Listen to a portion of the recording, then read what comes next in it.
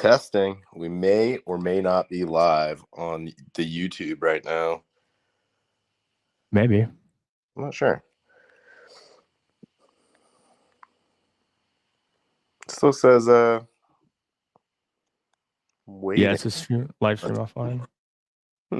Let's see. Did you connect it?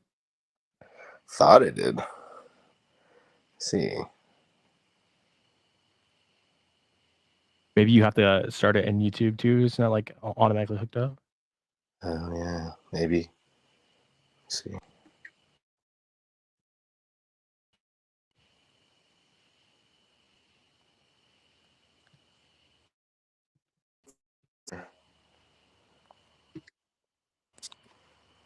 Never mind.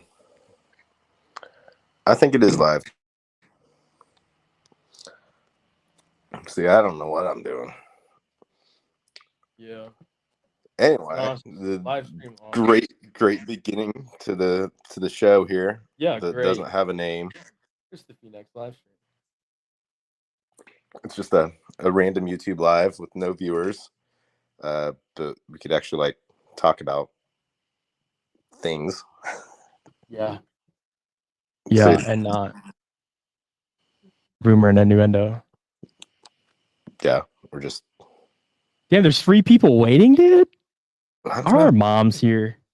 I don't know. Maybe. I didn't invite anybody else. It doesn't show me that there's any viewers. Oh, this says 1 viewer, but that's probably like me or you, I would assume. Yeah. So I heard in the background that you had a Joe Biden impersonation. Yeah. What? We have a cat. When we have a cat, I used to have a cat back in Scranton. Scrappy kid from Scranton. And had a bunch of black guys, my friends. That was excellent. Thanks, man. Oh, I don't know how to make. Oh, there it is. I was like, "Where's my banner at?" Oh yeah, dude. Oh wait, I gotta select it. There you go. That is true. This is not a psyop.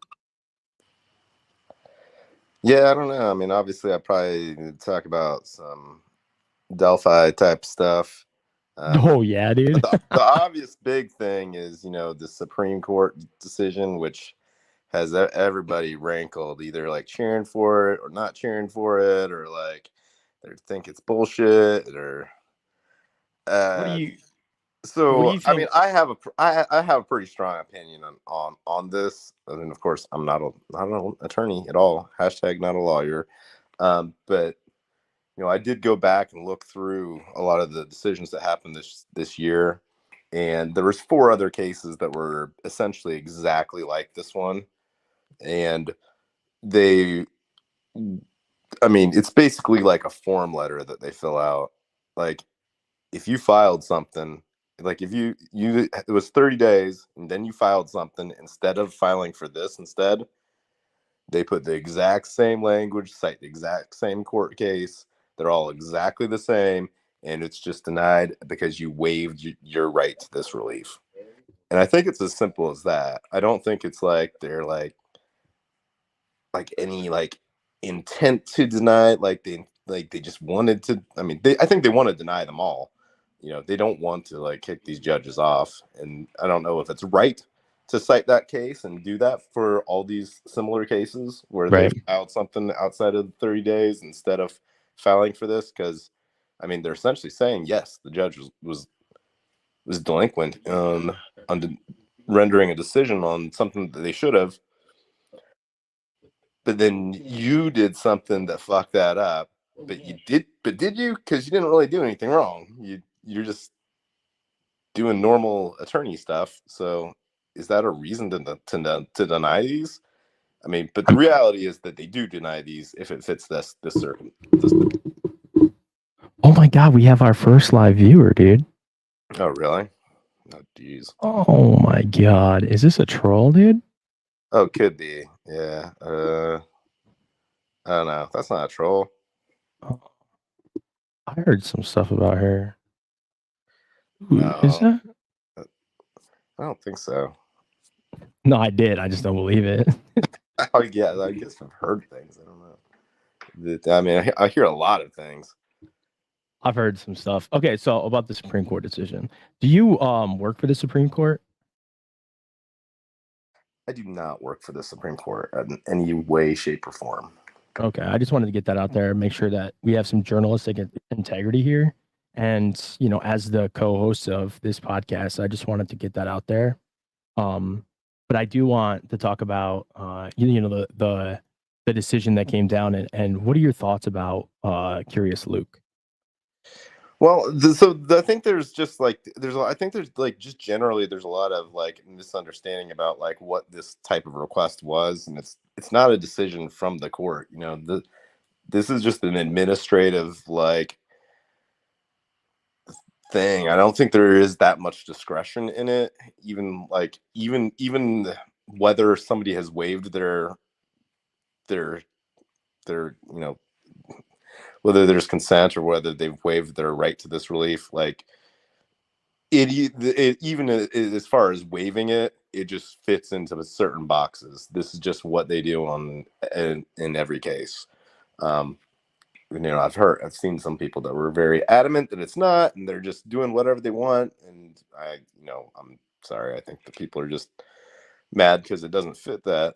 It is interesting because like there could have been some points in the case where they could have filed for this. I'm not sure. Went back and tried to look. Um, there could certainly be a point in the future where they could file for this exact same thing, and it could apply. You would think that the judge would be like really aware, hyper aware of not allowing that to happen, because she would then be at risk to be removed very easily. But you never know. I don't put a lot of confidence in her, like keeping that much vigilance about it. Thoughts on Curious Luke? I mean, I've seen that guy around on the YouTube streets and on the Twitter streets. Okay, yeah, I've heard he's had some interesting calls lately. I I was And I was trying to watch that call, but then I got distracted with not doing a psyop. oh, well, I just wanted to confirm. I did hear that scoring decision. It was on a piece of paper. It was filed and printed on a piece of paper. It Um, was. I think it's yeah. actually significant that it's on, like the Supreme Court stationery, because it's one of the arguments that they made in their motion to dismiss, and or their second motion to dismiss, not dismiss, but to have her withdraw. Um, that the timing of the filings, like, Well, and do we now know? Do we now you've got know the that it's Supreme on a piece Court. of paper? Now you've got the Supreme Court documented on a piece of paper. Yes, the judge has been very late in rendering decisions. But do we know for sure that it's on a piece of, like, is it real? Well, Is it signed? it is. I don't know if it's a piece of paper. It's a PDF. I mean, someone printed it, right? I mean, it's probably digitally signed. Yeah, this Justin Faulkner character, he does seem kind of a little bit more technically advanced than some of the senior judges.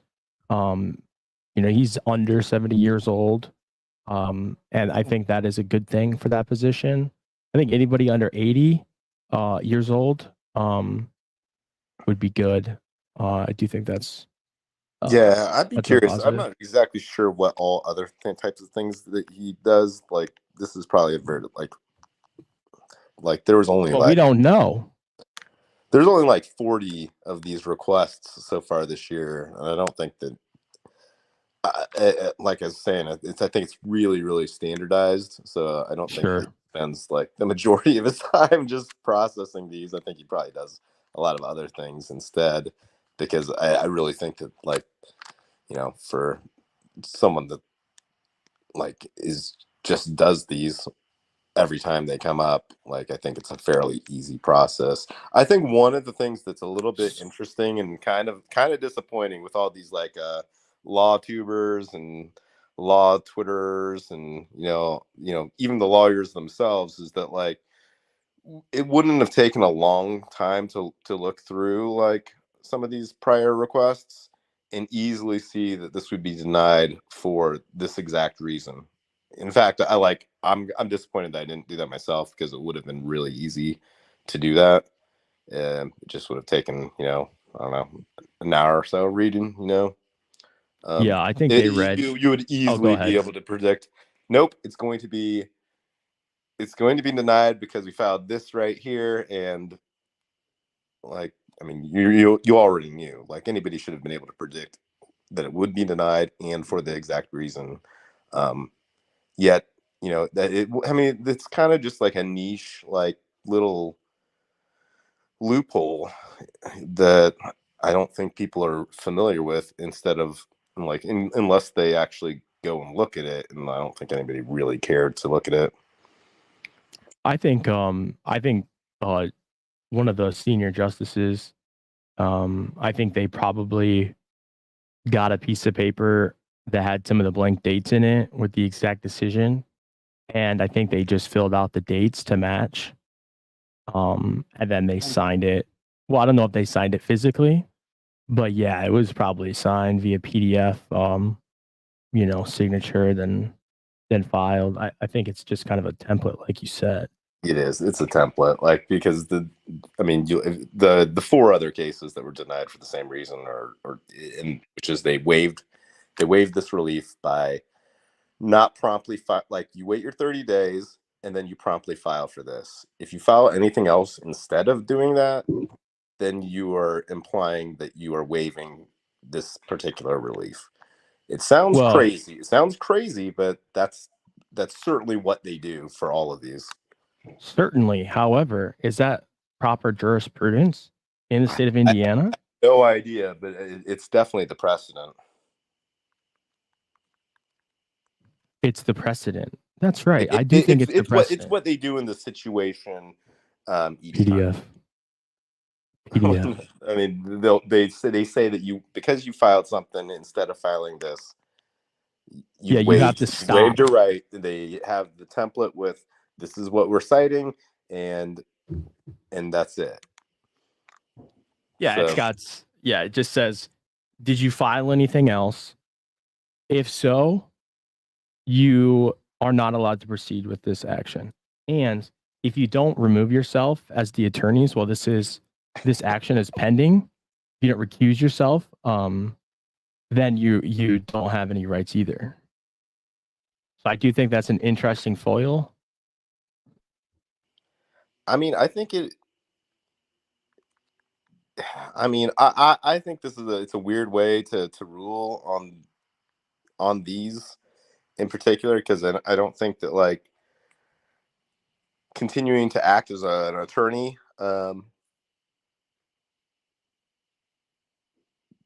like, means that, like, a party waives their right to this relief. Like, And a party needs relief, right? That's what they're doing it for.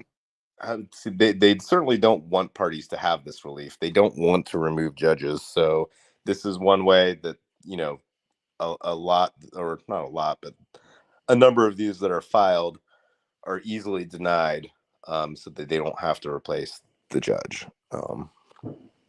Yeah, because do you think they want to replace the judge or no? I don't know about in this specific circumstance. I think generally they don't want to replace judges, which I think is also kind of weird. Like there is supposed to be this specific relief. If a judge is not filing on things timely, you should be able to get them off. Like, I don't think there needs to be like a, hey, I gotcha of, well, you filed something, so we're not gonna like, it's your fault that the judge has to stay on. Like, big deal. Just let these, like you're talking a very small amount. Like, that would be 5 cases this year that would have fit this, where they're saying they waived their right to this relief to have a judge replaced because the judge actually didn't file on things in a timely manner, but then they make them keep the judge. And I'm like, dude, what's the big deal? Just let these people get indifferent judge. The judge obviously didn't rule on something within the time frame that they're supposed to. It's cut and dry, but like you've got this gotcha just to prevent them from getting this. So I mean, I think it's something that should be changed around it. I mean, I get what they're saying as far as like if you're waiving this, for doing something to wait that signals that you're waiving this relief. I just don't think that. I mean, I don't think that just filing anything necessarily qualifies as that. So I mean, that's law interpretation, so that my opinion doesn't mean shit on that. Well, I mean, you are a legal scholar on Twitter. You definitely have reposted legal tweets. And so we appreciate that. We appreciate your contribution, legally speaking, to the culture. I have to say I'm not a lawyer a lot. Right. Because people do confuse you with a lawyer, a cat, and sometimes a reporter. Is that right? Correct. I mean, I'm definitely more of a journalist than a lawyer, because I'm not a lawyer at all. Okay. I may dabble in citizen journalism, but I also dabble in shit posting. So, grain of salt, because, Okay, we have a random troll comment here from MR Production. It's yet another avenue of relief or to relief that serves no practical purposes. Look at that. I can put a What? comment on the screen. Oh. Okay, let me start over here. No practical purposes because the likelihood of it being denied is basically guaranteed. Like a Frank's memo on Gull's desk, for example. Well, I am but not that's sure. actually not true, because the Franks 3 and Franks 4 are that's what this was about, and they're still just sitting out here with nothing going to happen with them ever. Yeah. So what they need is a new motion that hasn't been filed, that hasn't been ruled on within 30 days.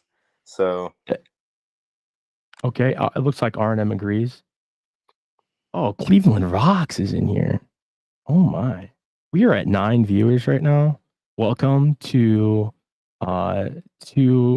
dead-eyed internet shit posters just rambling here. Right. Yeah. Like we're on Twitter sometimes. We're in the YouTube streets. Yeah, I copy and paste, or I right click save image as for what Fiend posts on Twitter, so I don't have to retweet them, so it looks like I got the documents myself. It's a strat. Yeah. I don't know. I usually try to cover like niche kind of stuff on Twitter, as far as the other big thing that was coming out that happened this week, besides waiting for that determination again, that like everybody should have known that it was going to be denied, because one of these law tubers probably should have just read through some of these previous decisions and let us know, yeah, this has no legs. The other big thing was Mitch Westerman completely getting off scot-free. I don't know who Scott is, but I did hear that he's got a pretrial prevention program. Pretrial diversion program. Pretrial diversion, not prevention. Okay. Yeah. So it was pretty funny, because I had checked, I knew that the hearing was going to be happening, and I hadn't seen any updates. And I checked the docket and just said clerk administrative event PDP. And the only thing I could think of that PDP would stand for was pretrial diversion. Meanwhile, everybody was they said it was packed there, that there's all these bigwigs and journalists there. None of them were reporting on anything. They waited the whole day. At the end of the day, they ended court and they were like, wait, what? You didn't call this case? And then they're like, well, this is what happened. So nobody knew what happened until the end of court that day. They never held the hearing.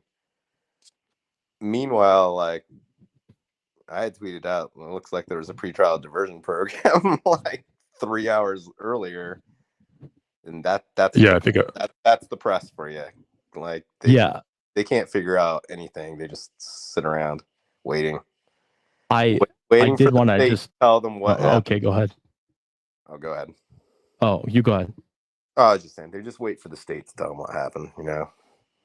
Oh, okay. I did for this case in this decision, like Luke suggested, I did review Scott Free versus California, a 1991 case. I think that was the District Court of LA or the Northern District of California. The Scott Free case was, kind of a prolific, well-known case where, there was a pretrial prevention program. Yeah. I'm sorry. Yeah. But I mean, I don't know if people know what it is, but basically, if you pay your fees and you don't like commit any crimes, they dismiss your charge and then your record's clean. Yeah. I think that in this case, it's just interesting that there, for such a minor charge, there was a lot of evidence that they had even gone so far as to protect it, protect the discovery in this case, assuming because it relates to the Delphi case. Is that right? But it just seems like they didn't want anything to come out with it, and this was the easy way to make it all go away, which is, I don't know. I mean, I guess that he signed an affidavit stating that there was probable cause, but I mean, probable cause is a much lower legal bar, so it's hardly an admission of anything at all. It seems like we scooped Frank Meister. I don't know if you mean scooped the dirt up so he could wake up in the morning, but I see. Both go at the same time. Do you want us to talk over each other? Because there is a couple channels for that. If that's a popular thing, Dean and we could probably figure out a way to talk over each other. I'm sure I can. I can do that easily. Yeah, I think I've heard that a couple times. So I am on Audible. My name is Howard Bloom on Audible. Check me out. You want to read the whole the decision thing? Oh man. Yeah, sure. Why not? Here we go. You gonna read? And 7 years ago. Yeah, I'll read it right now. The Chief Administration Officer of the Indiana Supreme Court, pursuant to the Indiana Trial Rule 53.1, finds that withdrawal of submission of the above matter from the judge is not warranted. That's as far as I got. Sorry. No, you're fine. Yeah, I don't think you need to. I mean, again, it's just super basic as far as they all read this way. Mr. Allen filed a motion March 13th. The trial court to issue a ruling by April 12th. Trial judge failed to do so. However, instead of filing a recipe for withdrawal as early as April 15th, I don't know how long they would really give it to you it does seem like you should probably do it pretty promptly. Like, I don't think it has to be on the first day, but it definitely needs to be the next action you take rather than taking any action, because they say this every single time. As early as Monday or prior to the filing of any subsequent motion, Mr. Allen filed an additional motion, and that's where you're just dead in the water. They'll deny it every time and say that you waived your right to this. Yeah, I think an attorney has to file to be disbarred for their client to be able to use that. Because if the lawyer is a lawyer on your case and thinking about things that they could possibly do in the future, I think that would probably waive their right, it seems.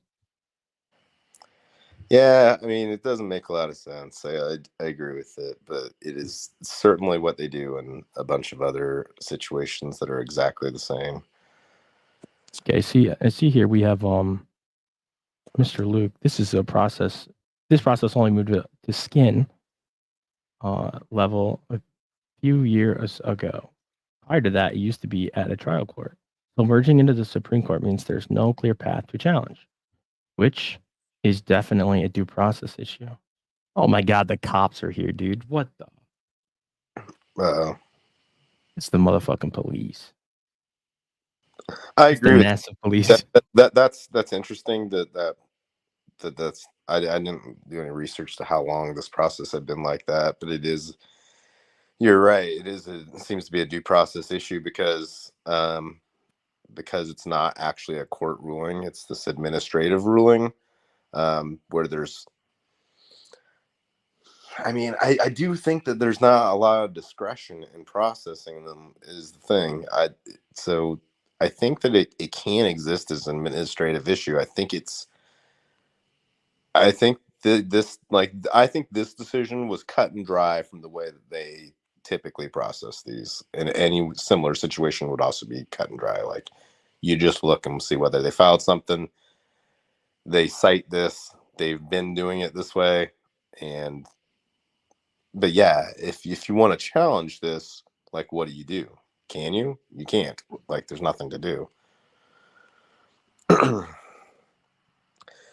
up, HCC? All the information is in the banner.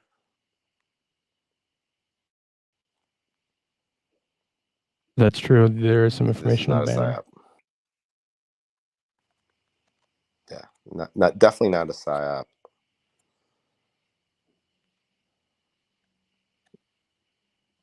Who's your cold cases?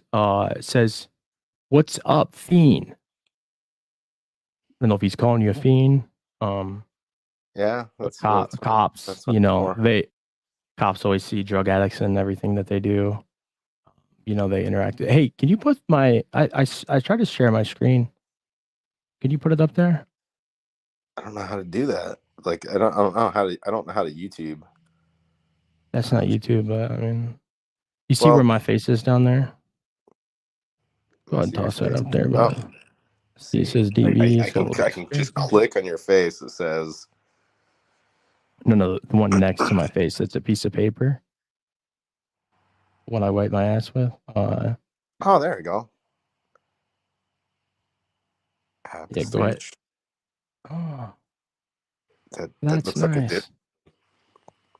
yeah.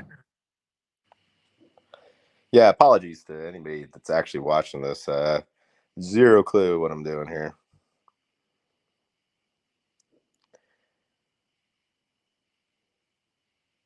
That's the wrong decision. Yeah, it's Finnegan. Yeah, what do you think about Finnegan? That's one of the example ones, and it reads exactly the same way. Yeah, state X-Rail copy, copay. I think that came right after Scott Free versus California, pretty closely after. Pretty sure. Yep, and then Safe Place versus state of Indiana as well. All right. Just gonna stop sharing that. It's embarrassing that I put that up there. My apologies. All right, Sophine, what do you think about computers? What do you like about them? I don't want to have this conversation. Okay. Anyways, so did you hear that phone call that Luke played? I heard the beginning of it. I don't think it was real. You don't think that was real? I mean, what about the other one, the one from a couple days ago? Oh, I did hear that one. I'm not sure if that one's real or not. Can you not say anything on election? It was skipping, you said? No, you can say whatever you want. No, I said, did you thought that was fake? The one with the reporter and the attorney? Oh no, I'm not sure about that one. It could have been real. Okay, that's nice. Yeah, thought no one had seen that paper. Well, it's out there. What paper are we talking about? Well, is it a piece of paper, or is it a really thin piece of cardstock that's white? Or is it a PDF? Right. Can I sing a George Michael song, Faith? Who's Faith?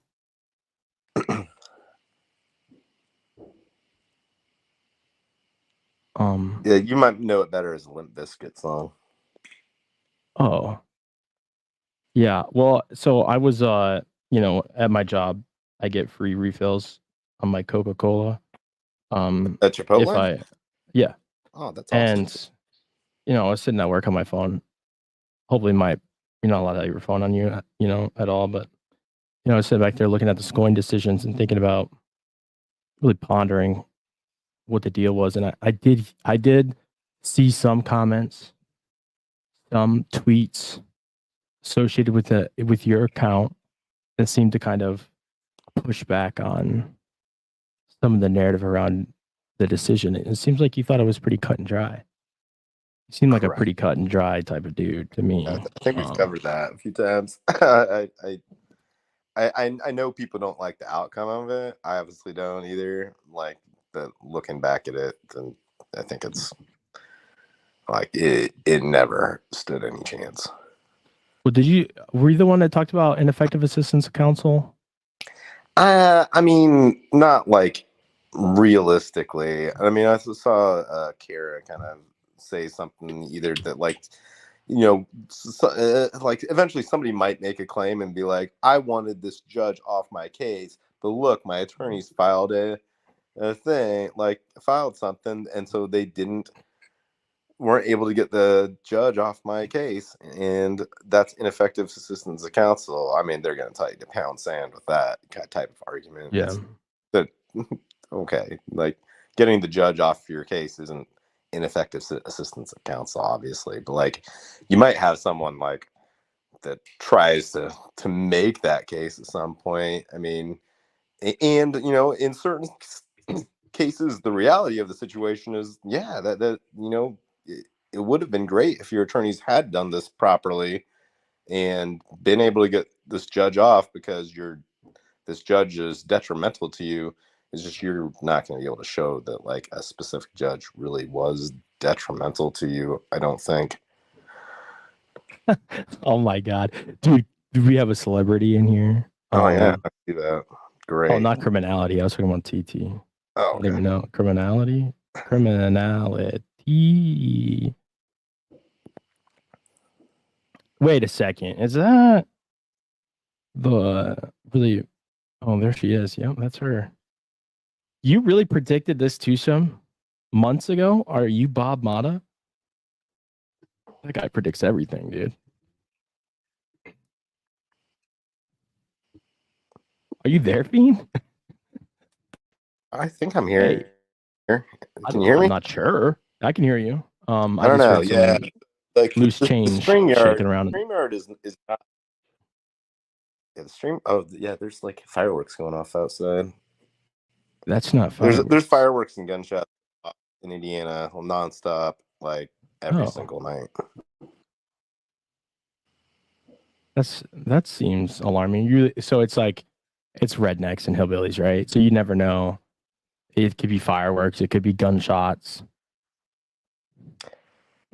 I mean, I can tell the difference because Oh, training and experience. I guess I don't know. You hear them. We all have 14 time. Viewers. Oh, sorry. Go ahead. No, I'm just saying. These are fireworks. It's also like a time of day is also pretty significant, so you can kind of tell the difference from that as well. Well, speaking of fireworks, what did you think about that Karen Reed trial, huh? Oh man, it was an extremely entertaining and massively like popular trial. It was a popular trial. Had an extremely crazy ending in retrospect, because you get all these jurors that come out, which is like one of the things I'm surprised they haven't been more public in coming out, but I guess considering the circumstances, there's obvious reasons why they aren't public in coming out, because there's so many crazy people about this case. Hey, speaking of crazy people, can I share the StreamYard link? Yes, I guess so. I think you're an open source transparency type of guy, right? Depends. On to it. We have somebody calling in from the Vancouver County Jail. Oh shit! Really? I'm kidding, Fiend. Hey, have you smiled before? You think, or that's a no, guys. Yeah, I've smiled sometimes. So, Fiend, is somebody? You know how like earlier when I came in here, you clicked on my face and I came up. Mm-hmm. If somebody joins, you're gonna have to do that. Gotcha. Yeah. No, it should give me like a notification if there's somebody in the guest box. Oh, we have another celebrity here. All eyes on Delphi. A very popular disinformation specialist, depending on who you ask. People get really mad at her for just repeating what people say, incriminating themselves on the internet. I like All Eyes. She does some very detailed research and very thorough, and I appreciate that attention to detail. Impressive work.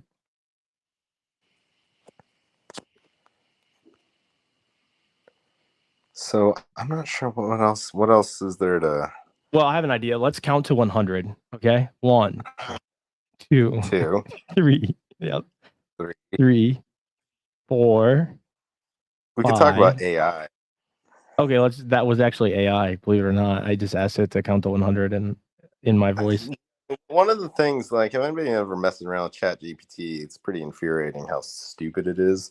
Like, it's really bad at counting the number of letters and words for some reason. Just a very specific thing that it can't do. Okay. Let's see. I'm gonna ask ChatGPT a question right now. Is Richard Allen guilty? What do you think it's gonna say? If you got the newer version, it probably will actually know what you're talking about. Okay, I'm gonna share my screen. Where's these people that wanted to come on here? Was that a disinformation campaign that was directed at me specifically? Perhaps. What were there? I don't know that there were people that wanted to come on here. Were there? Maybe. I haven't. I mean, I can. Oh, hold on. Okay, so it looks like it says here Richard Allen is not a specific individual. We know that's not true. We know that Richard Allen is actually a specific individual. And if you're referring to the current news or an event in a special case, I would need more context to provide any meaningful information. But it's clearly trying to mislead us here, it looks like. Oh, we have a guest. Can you It looks like we do have a guest. lower the banner? Oh, lower the banner. Yeah. Oh my god, dude. There's actual terrorism going on. Okay, go ahead. Sorry. Boo. Oh my god. Oh, yeah. That is scary. What's up? What's up, Mothman? What have I missed? I've been in a coma for about 70 days or so. Dude, literally nothing's happened. That's Don't what I even worry hear. about it. That's what I hear, so we would just keep it moving, right? Feed, it's nice to hear your voice. Yeah, it's nice to hear your voice, DB. Did you say DB? Yeah. Okay. Well, this is my Angebot, actually. Oh, it's not your actual voice. Look, man, the banner has to mean something. This can't be a psyop. Okay, well, Mothman, say something. I would say, make it sound like you're an AI bot. I don't know. I don't know. I don't know. I don't even remember. I don't even know you. I don't. Yeah, let's keep it that way. Let's not. Careful. Please don't attack me online.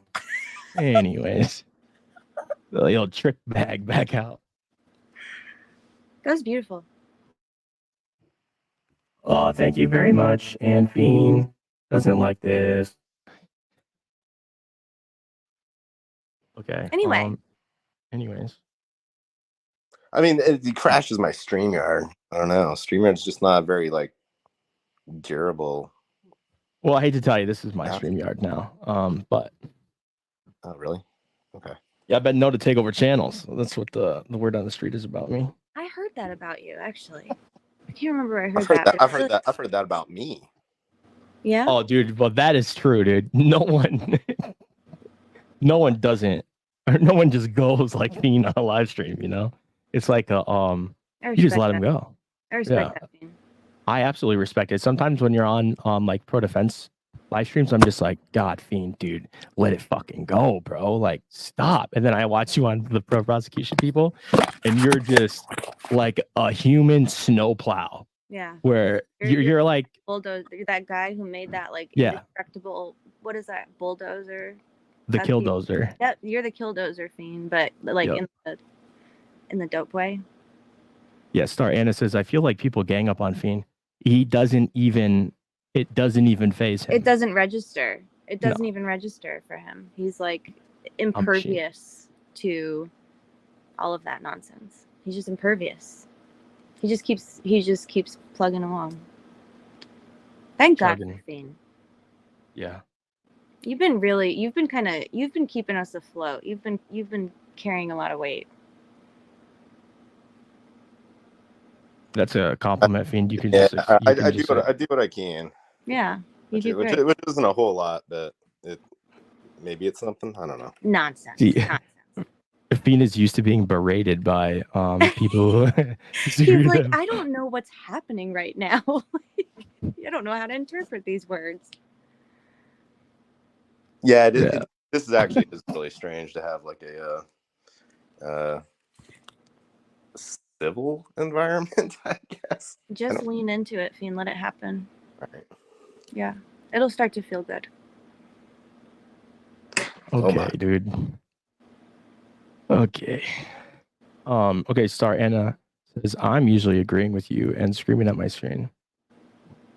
If somebody disagrees with me 5%, I'm usually very mad at them. And let me be the first person to say I am absolutely unreasonable about that. I'm sorry. I like a lot of you people that have disagreed with me slightly before. I don't mean to be that way. And speaking of the king of that, Fiend is, I feel like, really good at that, but not getting as mad. Oh, I think I disagree with people a lot too, but I don't know. I disagree about that. I don't know. I'm so happy to see T's purple face. Oh, sorry. Put it back. Oh, it's okay. He's like, well. The last time I seen T, I was in her Prezi. I got lost and I couldn't get out, dude. Yeah, I'm glad that you made it out.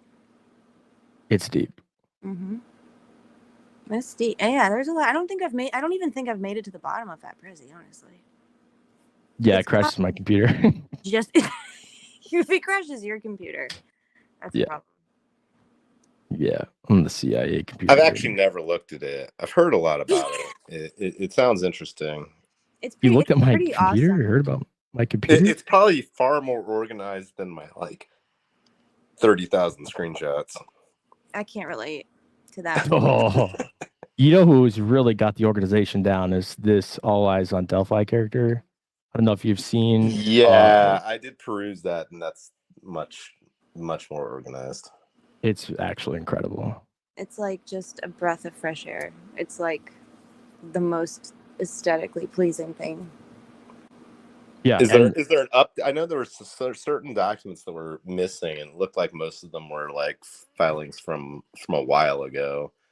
I'm wondering if she was able to get her hands on any of those, because I bet they're hard to find. I don't remember if there were I don't know if there were any else. She did a tweet with like 5 documents. Mm-hmm. There are like 22 or 23 that were just random things, which like affidavits. I think Sleuthy responded, but I don't know if she got all of them. hope so. There'll be an update coming soon. Yeah, it'd be good to have like an actual record of what the heck is happening with this case. Yeah, I'm gonna try to put some misinformation in there if I can get out of access. It's getting there, she said. Your most recent video, All Eyes, was like Thank you. all the dopamine. Oh, all eyes. All the dopamine that I've needed for the past 70 days in my coma. It was really nice. I enjoyed it a lot. It was really good. Was that the Liggett one? Yeah, it's Yeah. the one. It's like the 5.5 minute Right. doozy. Masterpiece. It's a masterpiece. I mean, I think that outlines it in a pretty straightforward manner. Yeah, I agree. Did you say Liggett or Holman? They're both in there. He Those said two, there's something up with those two. What do you guys think? Something. I don't know much about them. I mean, I think I would lean towards, what all eyes kind of like says on in that is just, like, I don't think there's not any sort of necessary like deep conspiracy, but like I think that there's just a bullheaded, forcing, a square peg in a round hole and just going with it. I don't. It certainly could be more than that, but like that's the sort of thing where like it'd be good to substantiate that. But certainly, like, I mean, it's one of the huge things that is kind of the albatross in this case, is that you're going to get to a trial and they're going to tell the jurors, hey, if the state doesn't have evidence that you think that they should have, you can imply from that that's not good. And based on what we know, it doesn't sound like they're going to be presenting like all this physical evidence from the scene of the crime, and like you would certainly expect that they would be able to do that, like unless they've lost all the evidence and don't want to tell everybody that as well, but I would think that we'd have heard of something from the defense about how all this other evidence has also been destroyed. I mean, we do have a member of the defense team here. Oh yeah. Oh wait, never mind. I think that was just a rumor. Hey, AA Radar. What do you think that a trial is going to look like then? Just like a never-ending parade of witnesses? And well, I think it's going to be 4 days. Yeah, sure, yeah. Yep, it's going to be 4 days of trial. Yeah. I think the state is going to get at least 5. Excuse me. At least. Let me just mute myself. Yeah. Okay, I'll mute myself. Everybody, should I mute myself too? Oh, sorry. Yeah. So what I was saying was, I think that it will be 5 days. Which clause only going to allow 4 days. So that'd be -1 days for the defense to present their case. Well, you only get to see what it looks like if you line up and get in there, because I don't know. Yeah, I think it really is leaning towards that they're going to prevent cameras in there any way possible. Oh wow, we have some subscribers coming in there, Fiend. My new channel here looks like it's at 34 subscribers. Damn, that's way too many, way too fast. Yeah, it's okay. I'll handle it. Okay, so RNM Productions asked, Angela, are you okay? That's no, I missed a joke. Wrong burner account. I'm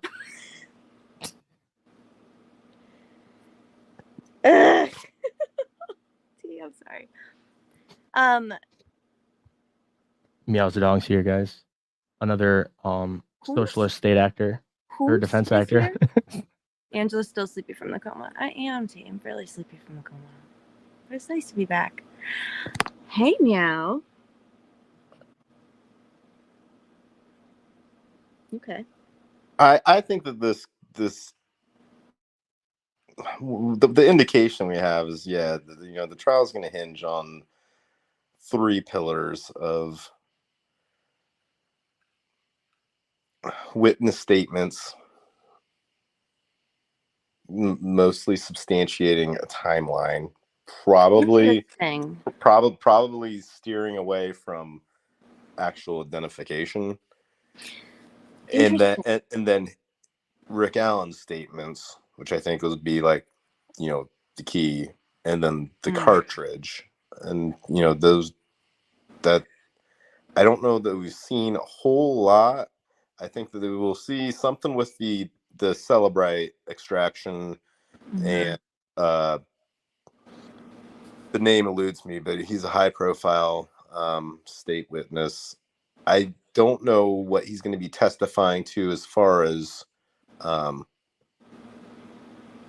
whose phone he's talking about. I kind of suspect that it's Libby's phone because they included that as a measure for sanctions to exclude any information off her phone. So I think that he would testify to her phone's location at certain times, but then the state really didn't want the defense to be able to question anything about what this guy was saying. So sure, naturally. They wanted it to be one-sided. Right, yeah. I think it's hard to just untangle what exactly any of that. Unravel it. Yeah. It needs unraveled. Very difficult to unravel it. Yeah. So, Fiend, the timeline. So you said you think witnesses will be speaking to the timeline. So which witnesses do you think would be favorable witnesses for the state's timeline? Well, I don't know that they're all that favorable. I mean, I think that just generally they're trying to substantiate that they saw somebody, but they didn't see anybody else, and then just trying, and I don't think there's a whole lot more there as far as, I don't think it's particularly strong at all. I mean, the PCA isn't strong. Betsy, let's say Miss Betsy gets on the stand. Who? Miss Betsy Blair. Is that information out there? Or did you just share someone's name? Fuck. You did it again. My God. This is what people say about you. I know. Irresponsible. So that's interesting. See, I was thinking more in line of they're going to just focus on these incriminating statements with I don't know how many, 30 different companion inmates and DOC adjacent people. I can't imagine that would be I just don't know what else they've got, honestly, because I feel like their witnesses have kind of all unraveled. Oh, yeah. Right? Who do what would be the state's star witness for purposes of the timeline and a positive identification of the defendant being there?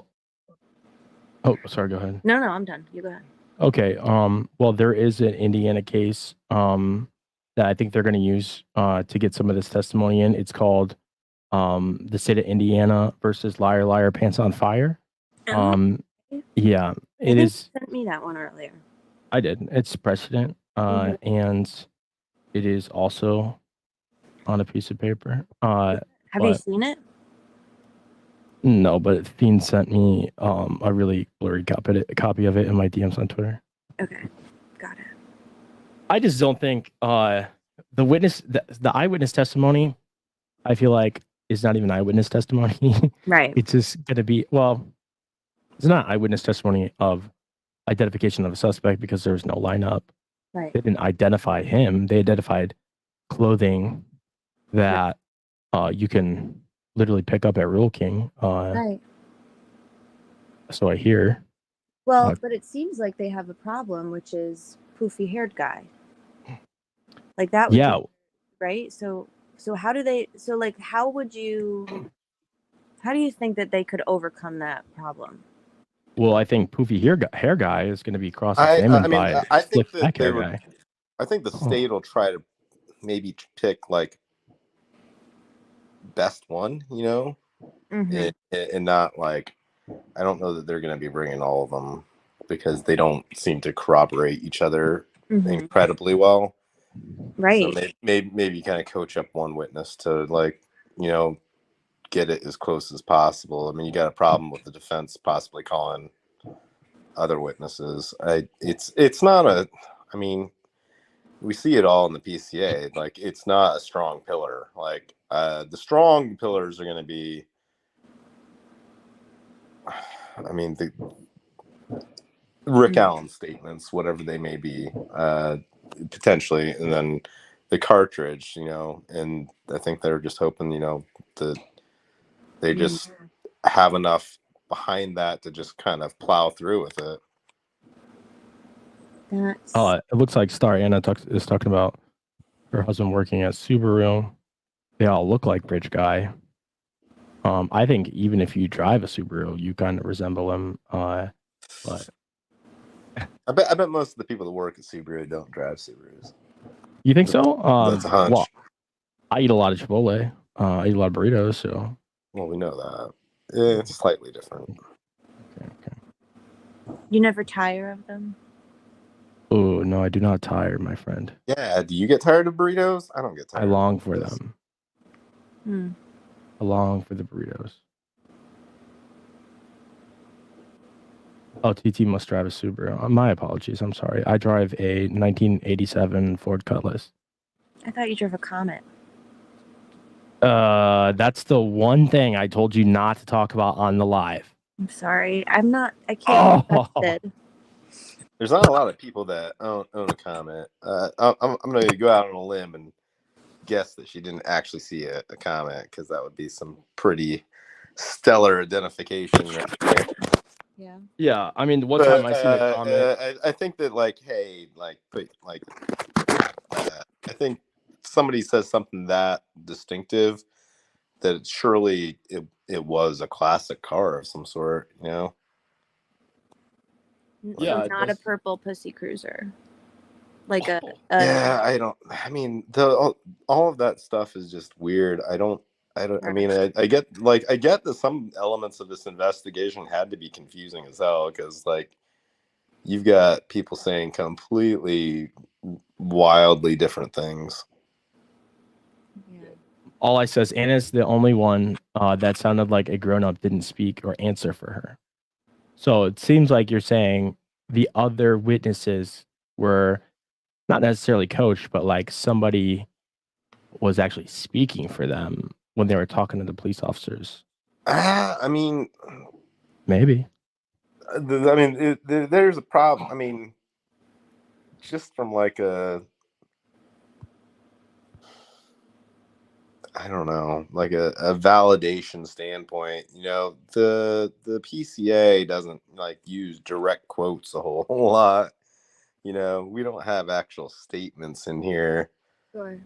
The primary statement is the tip narrative, and it's not, none of it, it's all third person from whoever wrote the tip narrative. It's like that, it's that person's words, but that they're not Rick Allen's words. Like, where are Rick Allen's words in any of this? Very few of them have come out.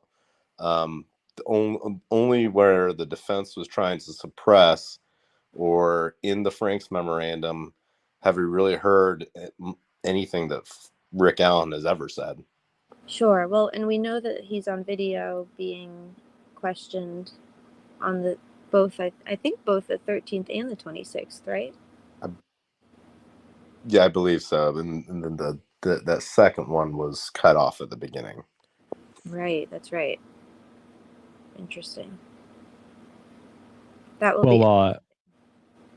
Oh, sorry. Or supposedly. Sorry. I don't know if they just say it's cut off because they didn't read him his memorandum, like his Miranda rights. Oops. Yeah, so all I says, like blue jeans, like really light blue jacket. So I think what All Eyes is saying is that Anna sounded more like a minor, because, or a teenager, because they use the word like a lot, which unfortunately I do use the word like a lot. So I guess that makes me a little immature with the way I communicate. But I do agree that it does read a little bit more like a natural statement coming from somebody that age.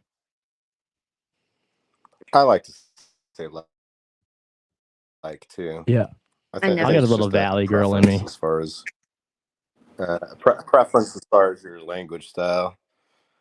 Language style, yeah. I don't ever say like. I also don't ever cuss. I just find it like. It does also sound like you're stuffing your phone into a bag of cereal. I think that was you, DB, wasn't? No, that's not me. What do you mean? What could I be You'll doing? see the replay. Run the tape back, folks. Okay. Let's see. Also, the 55th anniversary of the moon landing. Prove it. Sorry to post here. I don't know how to contact you outside of the chats, meow. Okay. Cleveland Rock says, ha ha. TT says, laughing, crying face. All eyes on Delphi says LMA. It's hard to like select these on a phone. Yeah. No one ever told me that, how hard it is to it's click hard. on the comments. You ever accidentally ban somebody? No, I haven't been. No? Yeah, I haven't Me even either. I haven't even thought about that. Like, I don't know how to even make anybody a mod in here. Make me a mod, dude. Please, come on. I'm gonna be paying for that one for the rest of my life. Make me a mod. Don't ever. I don't know. We want to do this like Dan style and just make everybody a mod. I don't know who that is. I don't want to ever. I don't want that responsibility. Mod me at once or feel my wrath. What was that? I'm sorry, Fiend. I know you don't like the voice changer. That was me, guys. I was using the voice changer. You'll have to say something in chat for me to make you a mod.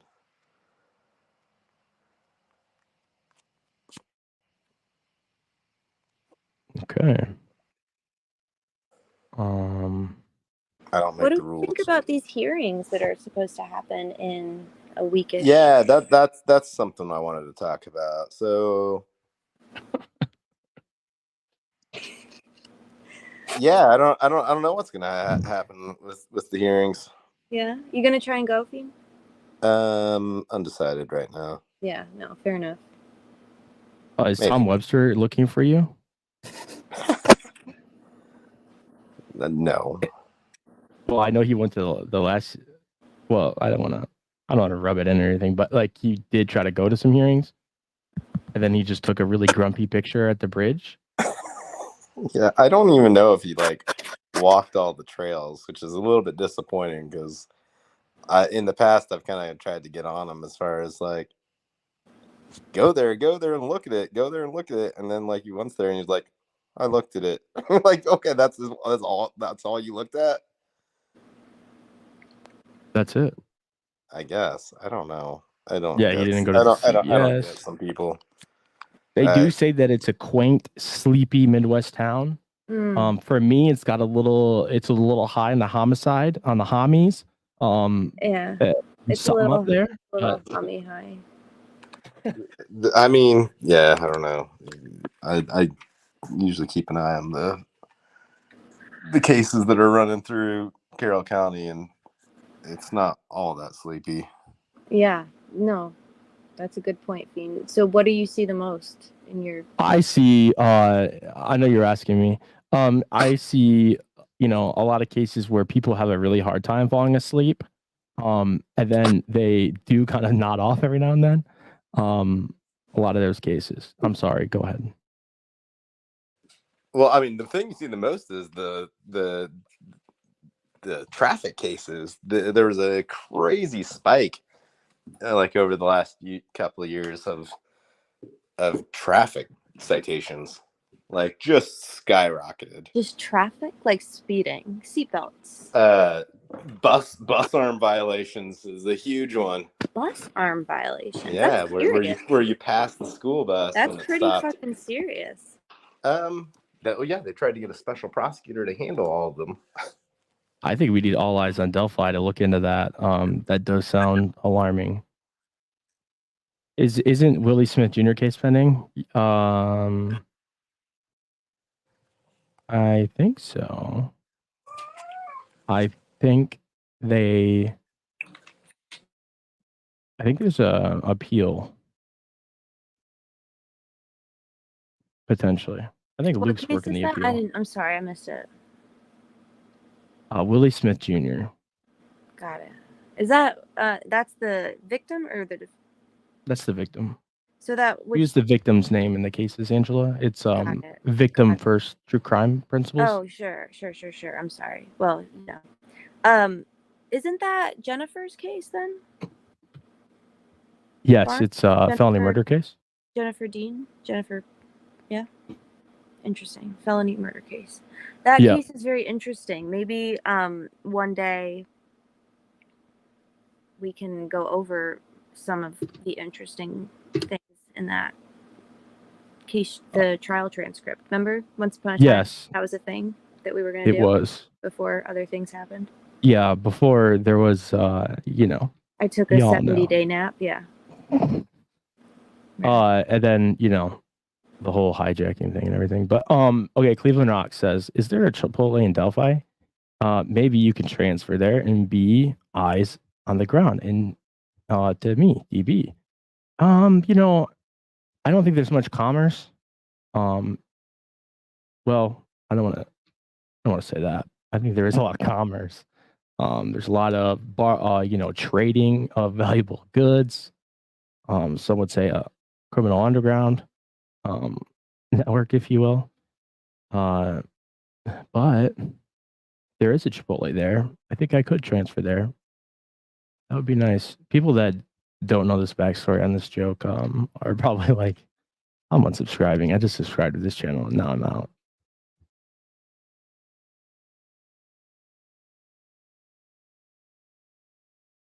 How do you like being a YouTube creator, Fiend? Yeah, answer the question. Dislike it. What do you mean, joke? DB, are you trying to say you don't work at Chipotle? No. I'm just saying that it was, I had to come out with it, and some people thought it was funny. Well, that's rude. I'm sorry that the people thought that was funny. Don't laugh. I'm sorry that people laughed. But you just laughed. I've heard some other theories about your employer. Okay. I was gonna work at Qdoba, but I definitely am loyal to the brand. Did you catch a lifetime ban from Qdoba, kid? Yeah. Okay. That's what I thought. So interesting. Sorry, go ahead. So, Fiend, you love it? You love being a YouTube creator so far? Yeah, what are the death threats are for you? Chat, don't dox yourself saying where all your medical practitioners work. Chiropractors aren't medical practitioners. Shit. Just kidding. You got me, DB. You got me. All I just said, DB is secret. Yeah, I steal burritos. I just reach behind the. Actually, yeah. A funny story. I'm gonna dox myself. No, anyways. No, go ahead. My channel. I'll clear the way for you. Go ahead. Oh, this is a free for all. This is. No. Yeah, I said that already. That's what I told you. This is the communist channel. This is our channel. Yeah. Antifa. Sorry. So I used to work at. Can I tell a funny story? It's not relevant to anything. No, you go right ahead. Thank you, Fiend. God. So when I was like 19, I worked a retail job selling. No, you didn't. I did, selling very overpriced American-made candles. And they take being secret shopped very seriously. If you've never worked retail before, it's It's like a thing. It's a big deal. Okay. And so we were all like being trained and programmed because it was like December, so you're gonna get like secret shopped soon, you know. And they came and I failed us. I like failed this, like the whole store failed.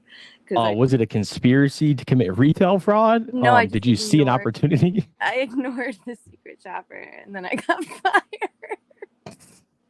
Well, I don't want to say what line of work you're in now, but that actually makes a lot of sense. Doesn't it? Anyway, but you know how that goes, DB. You're a secret shopper. What'd you say? I said, you know how that goes as a secret shopper. So they take it really seriously.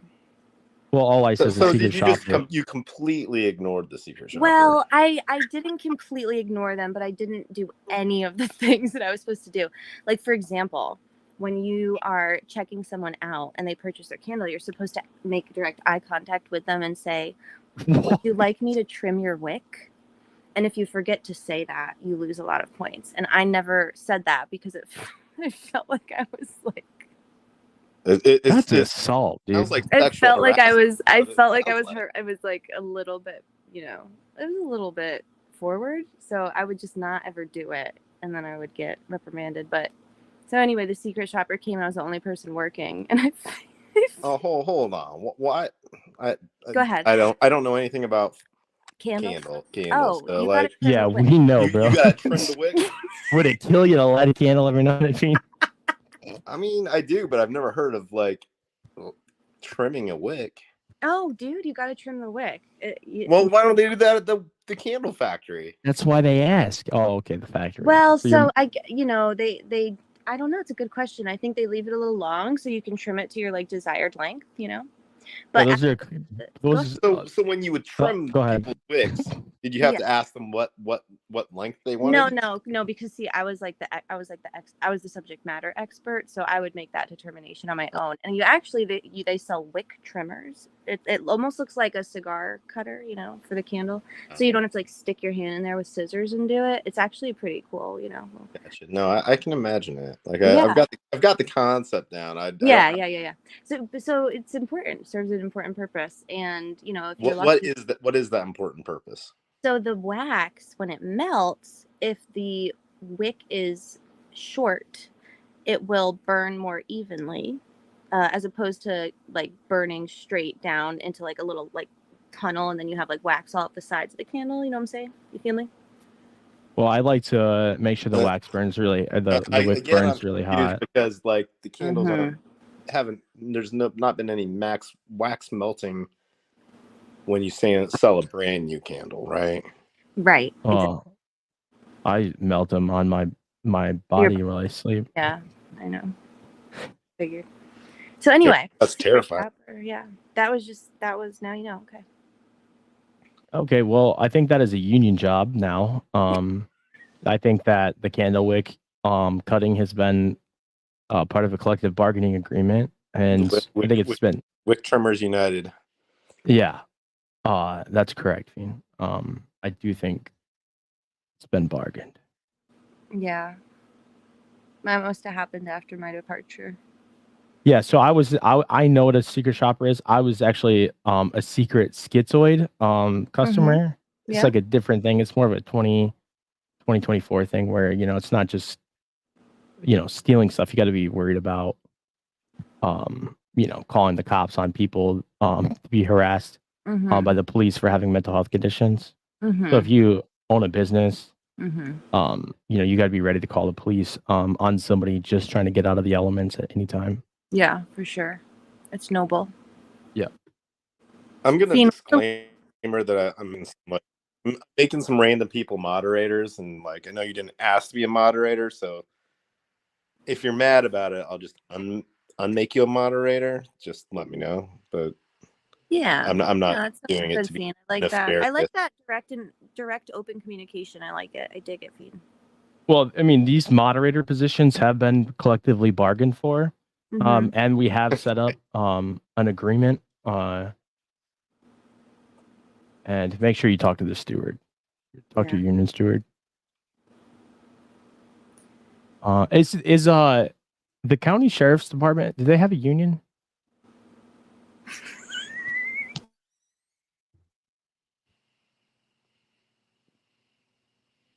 I mean, the police have unions. I don't know about those. I don't know about county sheriffs.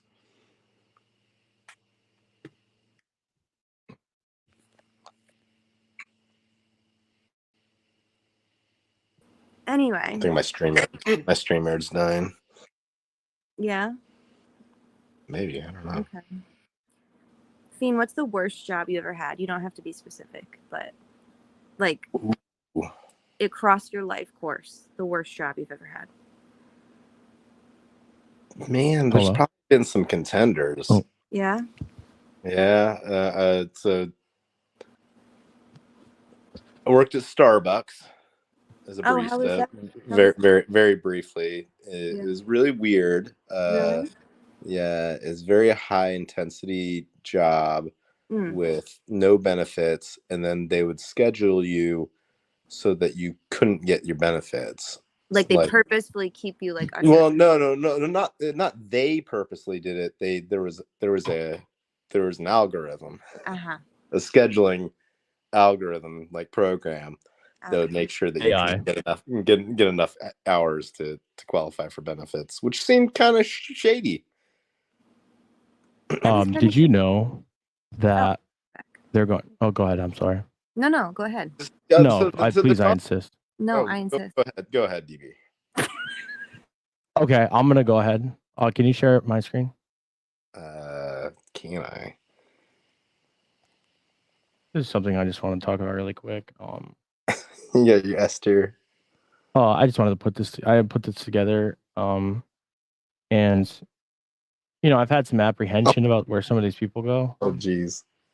What? Well, don't do this on my channel, dude.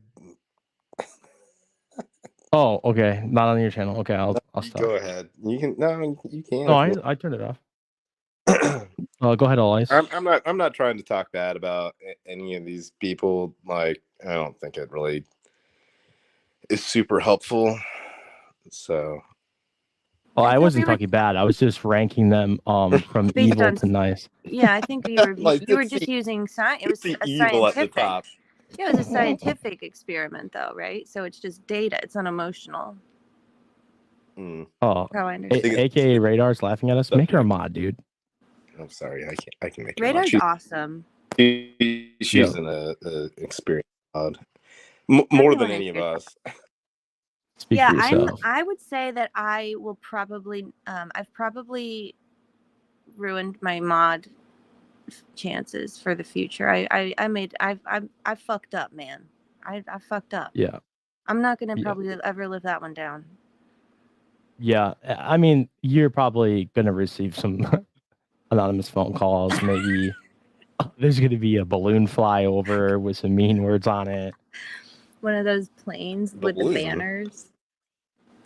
Yeah.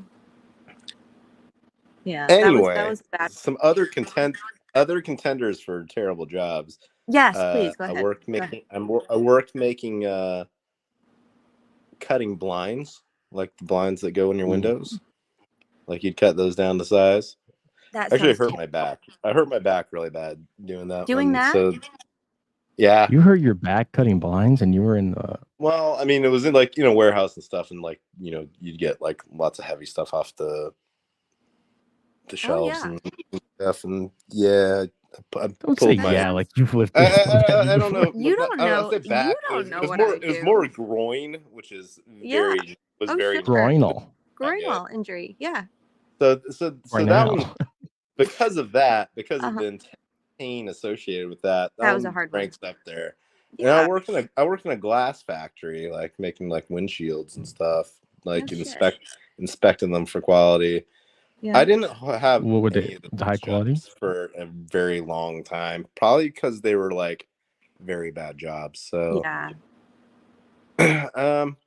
those are the ones that I'd stack up there pretty high. Yeah, that makes sense.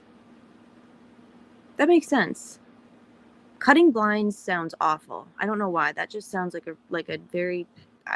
That sounds like a terrible job. It sounds tedious. Yeah. It was a really racist environment too. Well, that's not great. Yeah, not ideal.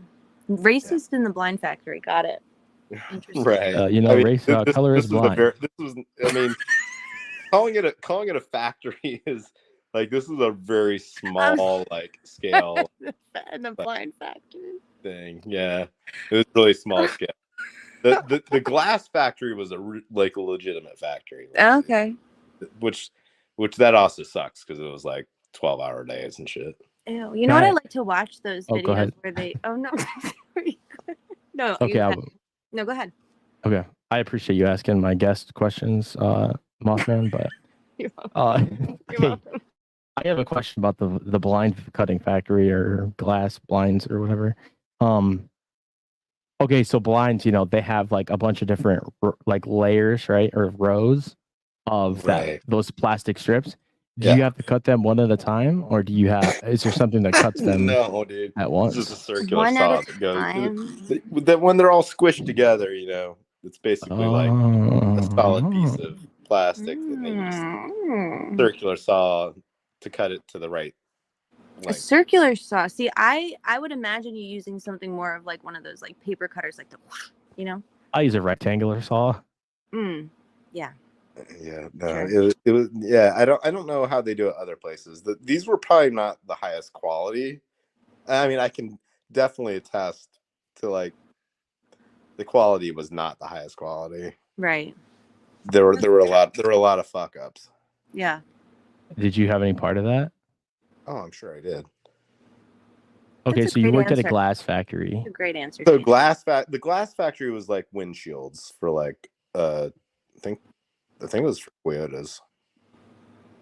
That's a nice reliable vehicle. Toyotas, Nissans, I forget now. Okay. And so like when they made the piece of glass for the windshield, you'd have to like very quickly like just inspect it to see if there were any imperfections in it that were not up to quality. And then if you spot one, then basically it just goes right back in the trash. They just destroy it. But like you had to like inspect them within like They just trash the glass. 5 seconds. Yeah, if it's got like an imperfection in there, it like if you spot one, like you just wipe your hand over it and just like look at the entire piece of glass very, very quickly, like, you know, like this is production line type of stuff. And Sounds then like a high pressure environment. Oh yeah, and then you got to move it to like, but you had to do like, I don't know. You just have to make sure there's no like imperfections the glass, and then yeah, absolutely. Cleveland Rock says, did Ray Charles or Stevie Wonder work there? They worked there. Oh, at the glass. I hope not, given the racism. That's not good. That wouldn't be good. Who's Ronnie Millsap? Is that a musician? Probably a musician. Somebody that is visually impaired, most likely. I see. I don't know what that is, All Eyes. Can you? Miter saw? I don't know what that is. Can you explain? Woodworking guy over here. You mean when you're not at Chipotle? Yeah. It's like the saw that's like when you got like when you're holding it, it's like you're holding like a like an AR-15 or something. Like it's like a gun. It's like a gun. Nice. But like or like a chainsaw sort of thing, but it's got like a little blade at the end that you can just cool kind of stuff. But yeah, that wouldn't work for the blind factory. Like no, you had to have like more precision and or no, yeah, I'm thinking of Sawzall. Are the thing miter saw and Sawzall? I'm not sure. Now I'm questioning myself. Oh, you do hold a Sawzall more like a shotgun, you know. I do find it curious that you've both worked at a blind factory and a glass factory. You know, quite the opposite things there. It seems like you really went in a different direction. One kind of see-through, you know, a portal to an outside world. And then the other one kind of more blocking off the outside world, you know, creating shade in your own space. I think that says a lot about you and your kind of diversity in ideas and how you see the world. What do you think? I think that's some very deep analysis and probably a lot deeper than there needs to be. Well, I do think Keegan Kline was involved. So, you think Keegan Kline was involved with something? Yeah, so I do think he did have a MySpace at one point, and that's And no, I'm gonna say that's an untapped research that I haven't done a lot of MySpace research because, like, it's just not. I don't know. Like, if you just go there on like your phone or something, you can't like peruse it. Like, there's some like. Do you have an Onion router? And I don't, dude. I don't know what any of this technology stuff is. So you got to get an Onion router. You got to get the Tor browser. Okay. And Yeah. But see, I'm not doing all that. That's what I'm saying. That's why I think it's an untapped research grounds. I know Patrick Westphal used to have a MySpace. I don't know if anybody ever looked at it. Patrick Westphal does scream MySpace to me. That's so true. I think it's just I don't know. I don't know if that he screams MySpace, but I know that he had one. I wonder what his MySpace I've never looked at it, but like, hey, if you know how to look at it, I haven't really heard of anybody that actually did go look at it. You think he did his own like HTML coding for his MySpace? I don't know. Like, I mean, a lot of people did, so maybe. Yeah. No, I was a wizard with the MySpace HTML. Oh, I'm sure you were. I was pretty good. I don't feel like I can access my like high school MySpace. I think I tried. Didn't they have like something happen to like their server? There's something weird there's something weird. I think that you can access these pages, but I don't know what the process is for doing that. DB sounds like he knows. I do think there's an episode coming out next week. It's going to have some of your MySpace DMs. Some of my MySpace DMs. Good. Yeah. Good. Excellent. I look forward to that. Yep. So that'd be interesting and everything. You know, your field hockey days and. I don't know what that is. Sorry, it's it sounds like very strenuous and high intensity. It sounds like a very impressive sport. Oh, All Eyes is gonna look into it. She's gonna dig up his top 8. Please do. There is nobody that I trust more to just disassociate from the world and look at HTML reference documents of MySpace than All Eyes. So I would follow All Eyes into the pits of hell if she asked me to. I trust her with my life. I would trust her to find anything on the internet too. Well, I did do that. She sent me a link one time to a stream with Patrick Westphal, and yeah, right to hell, right into the pit of hell. Yeah. Hey, Fiend. So, what do you think about Twitter, dude? X. Hey, you know what? I just got a bit. You know what? Hold up, real quick. I have a strong opinion of not calling it X. Okay, well, I was going to touch on that. Okay, here's my thoughts. Pick one. Okay, is it Twitter or is it X? Is it Galapoo or Galapo? Either's fine. Don't say them both. I don't think either is fine. I think it's Twitter. Oh, I think it's X. You have X in your name. I think Gallup. Yeah, but that's completely unrelated. It was like that on Twitter. Okay, so you haven't seen Keegan Klein's Twitter? No, I have not, actually. I don't think so. I've seen his Spotify. Is Luke still here? I saw Osbrook blocked him. Oh, wow. He filed interlocutory appeal to... That's the hot goss. That is some hot goss, dude. That's some attorney goss. Man, I think blocking is okay. That's the hot goss.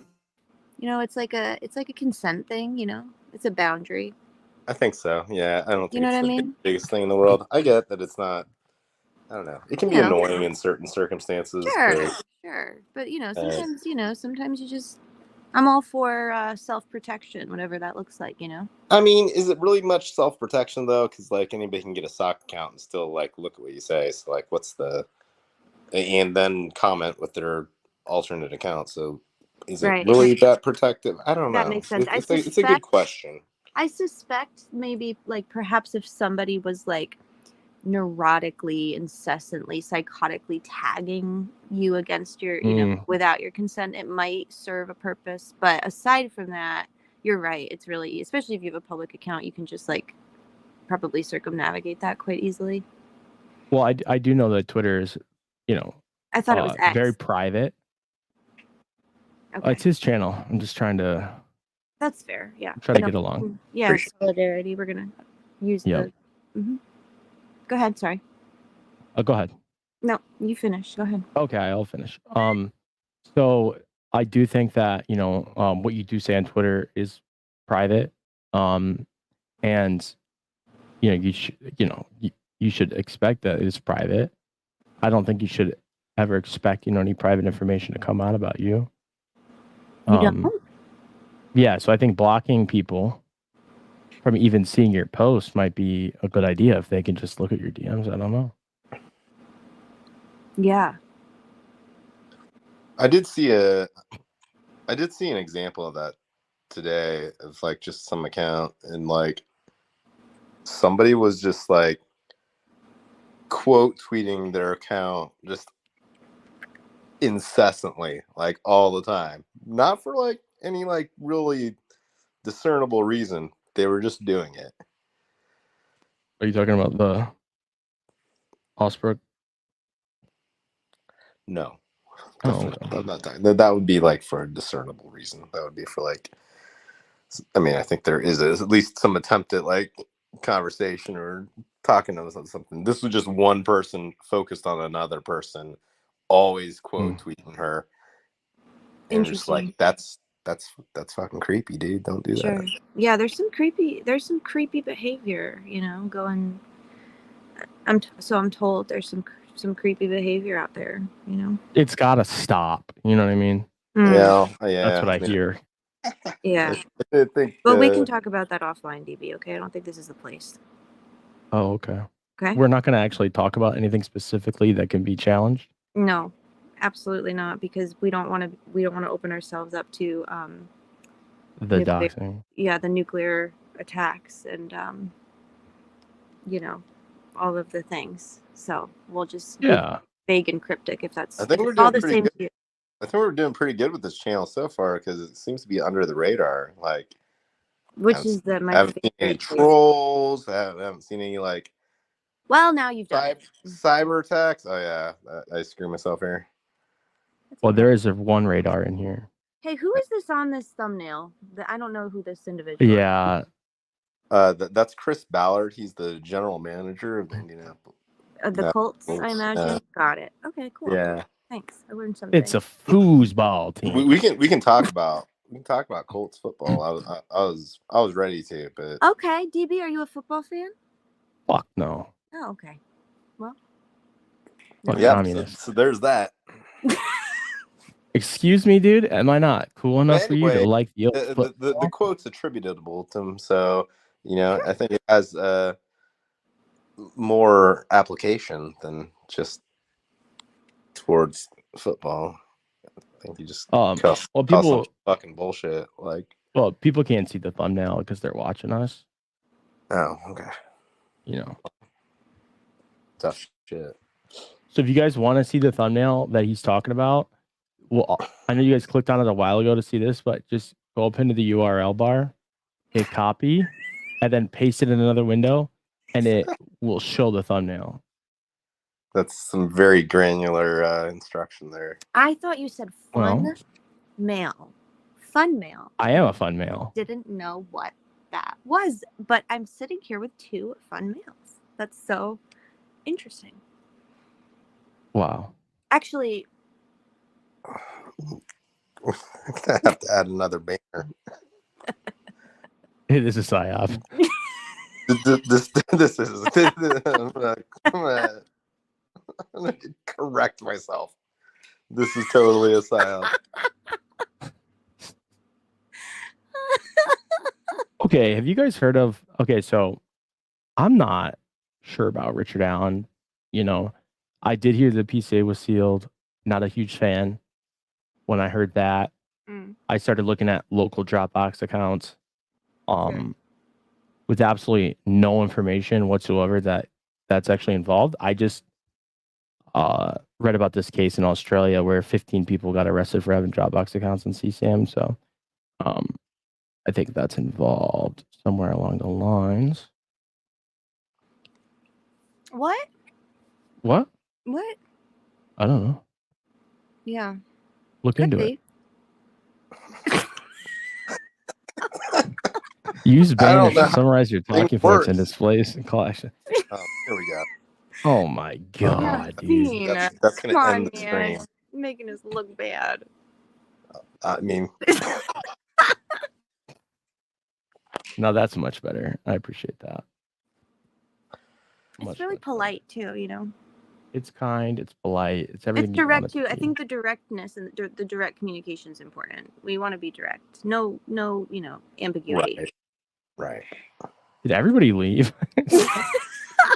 I don't know. It says there's people here. I don't know. It says there's people watching, but hey guys, report this video if you're still here. I didn't really expect people to watch. It's very explicitly said that I do not recommend doing this or watching this. So. If you're still here, please report the channel. And then get the shutdown. 5150 yourself and report the video. If you're enjoying it, the conversation, like, subscribe, and report. Yep. That's the safe thing to do. Indeed. Okay, so Richard Allen, I'm not sure if you guys are sure. I think perhaps maybe it's possible that he is innocent. So just kind of want to get you guys' idea on that. What's going on with that? Any thoughts? I'll be serious for a second. I can be serious for a second. I just need someone answers anything. Hey, Hoosier. I am on the Innocence train. I've been on the Innocence train, and I have yet to be convinced otherwise in any meaningful or even any oh my god. Go ahead. Oh gee. Go ahead. It's so hard to talk without looking at me. Oh, okay. I'm pretty sure I'm blocked. Speaking of blocked, which is fine. That's totally fine. She's, That's their decision. You went through and blocked maybe 100 or 1,000 accounts. Just Not me. I guess I don't know what the. I think it was an association with Bob, so I'm gonna blame Bob on that one. Okay, we'll blame Bobby. What happened to him, huh? What do you mean? They don't like him, huh, on Twitter? I like Bob. I love Bob. I think Bob's great. Bob and Allie are the shit. They are the tits. We've been doing it for 20 years. 20 years, man. People don't like some other, people. And that's okay. Yeah, that's fine. Whatever, dude. I don't give a fuck about anything. Yeah. Right. That's the way. It's the way to do. That's the way. I lean toward innocent. Yeah. Yeah, I mean that's kind of where I am. I lean that way. I haven't lean that way. I don't I have to look at everything through the lens of evidence, and there hasn't been any exculpating evidence that proves to me that Rick Allen is not involved in this in any way, shape, or form. I haven't seen that evidence either. I haven't seen. Would you seen evidence on either side. So right. From the legal, have to default to a legal standard at Go ahead. some points as far as is there reasonable doubt? Yeah. So if I was a juror, is there? Is there? I mean, I have not seen the lack of evidence in and of itself is reasonable doubt for me. Something needs to tie this guy for there to not be reasonable doubt, because that's your baseline, presumed innocent. Like, Right. you gotta show me something that shows that he's like, I mean, not only just involved, but like, I mean, you're charged specific crimes. Yeah, he's quite charged with murder. Mm-hmm. Yeah. As so charged. Quite overly charged with murder, and He like sure is. in multiple ways and shapes. Right. Yeah. So would you expect to, and or not demand to, but like if as a, let's say if you were a juror, which none of us will be, thank goodness. Well, I'm not so sure about that. I've heard a lot of different things. Sure, fair enough. Would you expect to see some kind of exculpating evidence? Would that be important to you, to see evidence that he didn't do it? If I was a juror, no. I think I've got, like, you know, I understand that the burden is on the state, right, like, right, so solely at trial. Sure. Right. No,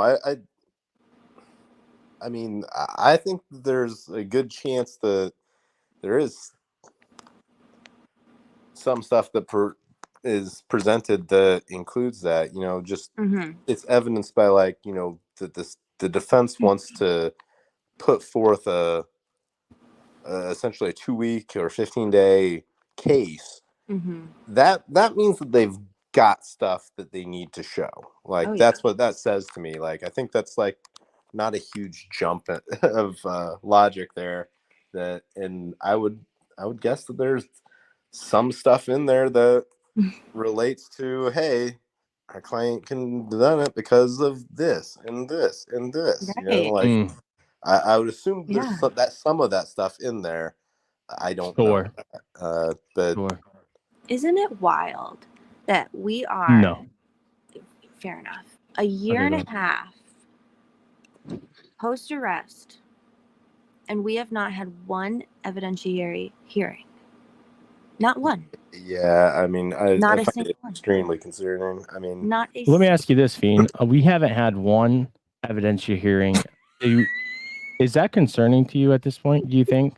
Or, I mean, right, the motion to dismiss, maybe, like, I mean, maybe there was I mean, not like evident. I mean, yeah, it's not evidentiary stuff. I mean, I really strongly believe there should have been a hearing on the motion in limine on ballistics, and I think that the defense strongly feels like that, and I think that the entire focus of, not the entire, but like one of the primary reasons that they would really like to get this judge off of this case is, if you got a new judge, you can at least go to that new judge and be like, can we reconsider this motion to eliminate on ballistics and actually have a hearing on it?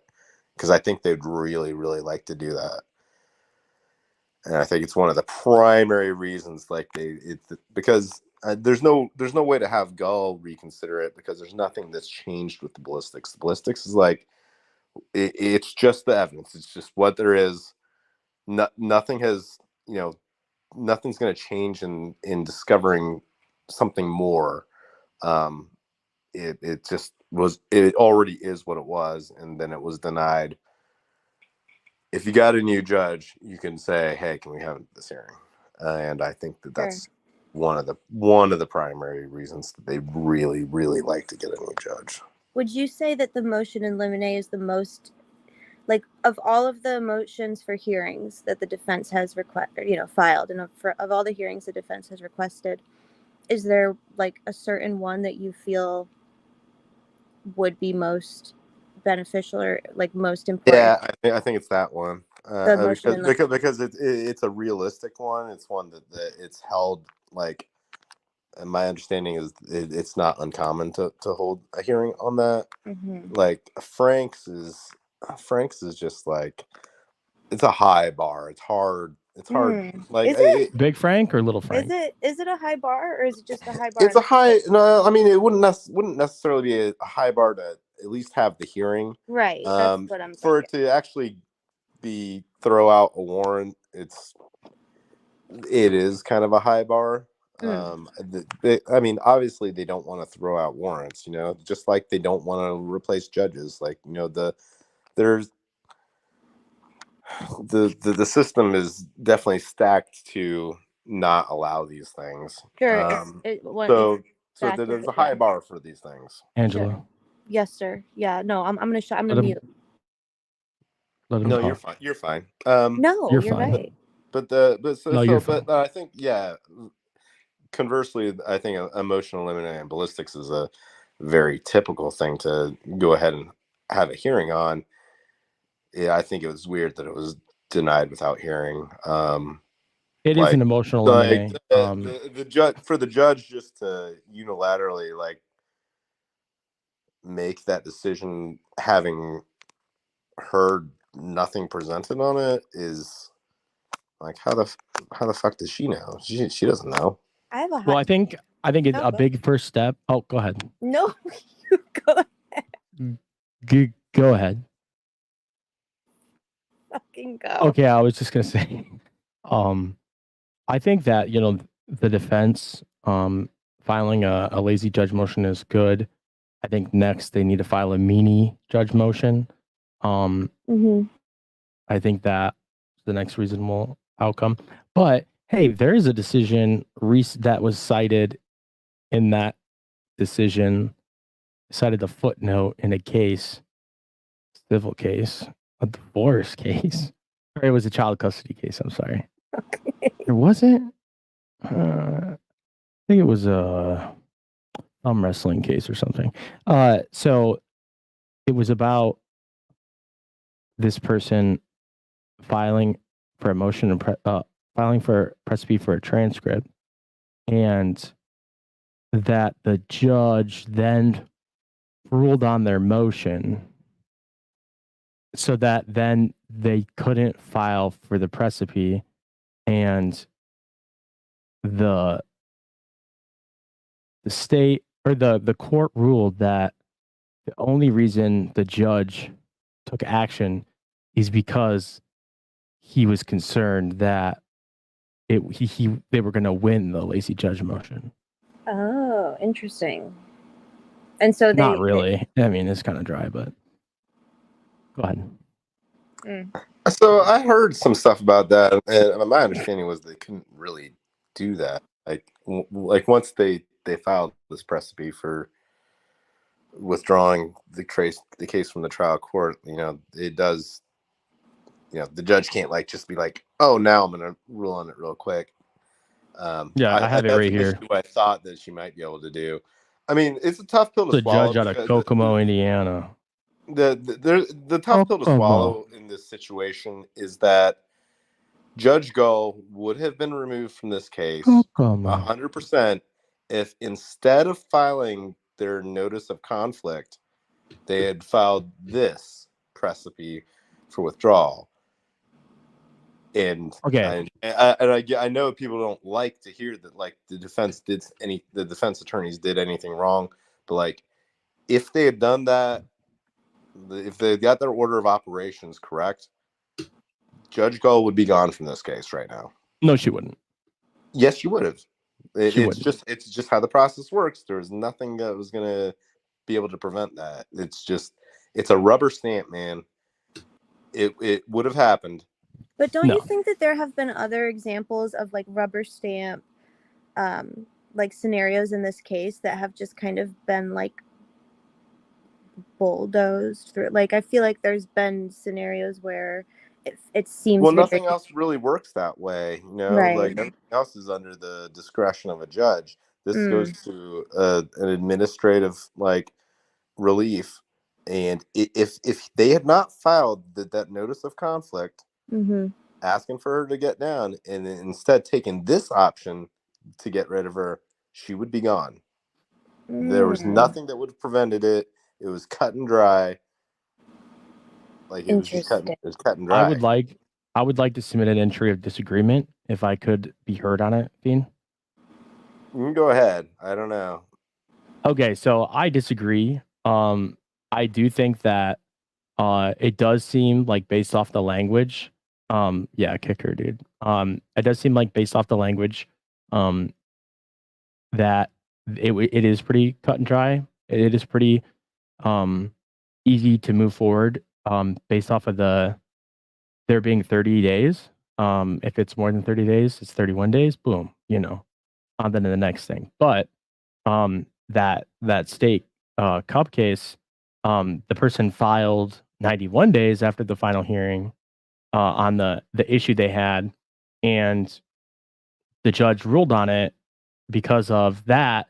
And because the judge wanted to, kiss the paper, get the shit out from underneath them, and if not for an OA after that, making that having an issue with that, there'd be that would stand probably. And I also think that they would find a way.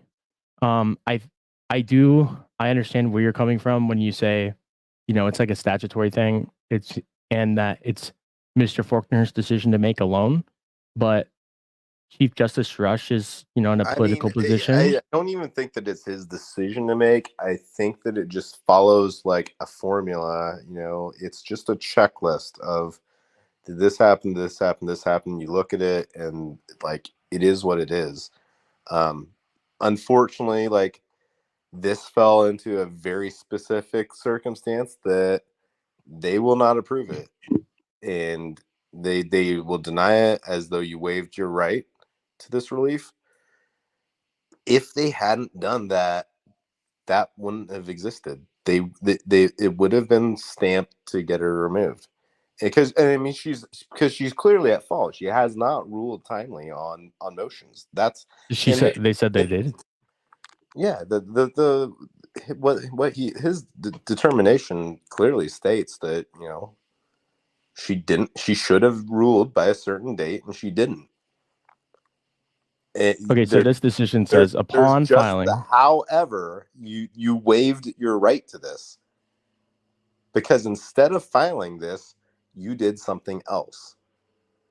And as soon as you do that, then you can't do this.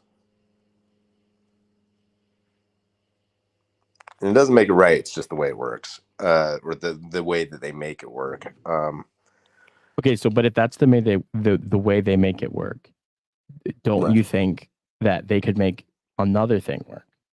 I don't think there was anything that was applicable. Like, that's what I'm saying. It just follows a formula of looking at it, and it doesn't require the discretion. Okay, so this decision, there's no way to doesn't matter, I guess. I'm not saying it's impossible to squirrel around it. Maybe they would have made up a bullshit reason. Maybe they would have called these motions to reconsider or repetitive motions because they're Frank's 1, they're Frank's 3 and Frank's 4. I mean, I think that they clearly weren't, and they emphasized that they weren't. So they were good to emphasize that part, but they killed themselves by not doing this. Instead of filing something, they had to file this, and they didn't think about it in the right order, and so they could have gotten the judge removed via this method. They just didn't capitalize on it at the right timing. And I say hey, it's not a fun thing to entertain. That's the reality of it. I get it, but it is the reality. But here's my issue. I'm sorry, DB. Did you want to read it first? Oh, I'd like to read it. Okay. I won't read the whole decision, but there's a little bit of. I would like for you to read it. I would like that. Okay. There's 91 days after the final hearing. This is a case that was cited alongside the decision from Mr. Faulkner. It's the 1999 case out of Cass County. This is a marital property case, not a double murder case. Not that matters. But this is also a 53-2 case. For those of you familiar, 53-2 Indiana trial rule applies to motions taken under advisement, whereas 53. And when you see the 90 days, it's the 53-2. When you see the 30 days, it's the 53-1. Yeah, that's what I said. Okay. Cool. Kathy, okay. I didn't know that. I'm learning. Go ahead. Yeah, of course. You're welcome. Kathy filed a precipice with. This is not Kathy Allen, by the way. This is another case, a 1999 Cass County case. precipice with the respondent clerk of court asking that the cause be withdrawn from the respondent judge because of an undue delay in the entry of final judgment. Our trial rules provide that upon the filing of an interested party of a precipice specifically designating the motion or decision delayed, the clerk of court shall,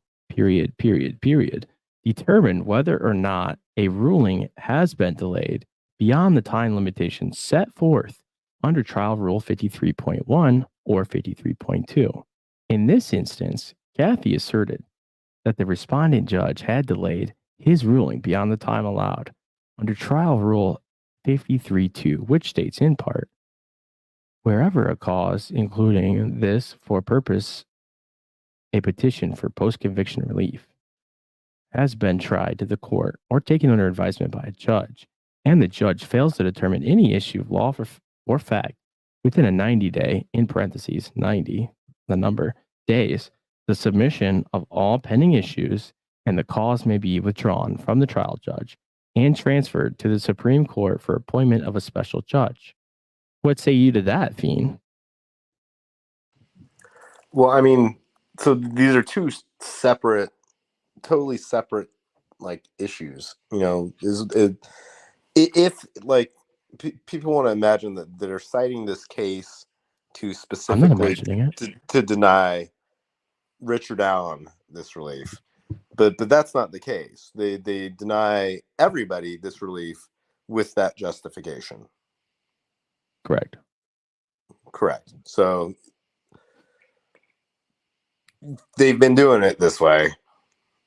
So that's the way that they're going to do it on this case. Whether that's the correct way to interpret that law, totally different question, and a much more complex question. And especially, how do you get something like that fixed? No idea, because it does seem like bullshit. Like that. I mean, I think, you know, if I was making the rules and say, like, hey, the judge doesn't make their decision in 30 days. It doesn't matter what you do. Like, you should just be able to request. Oh, there's another part right here.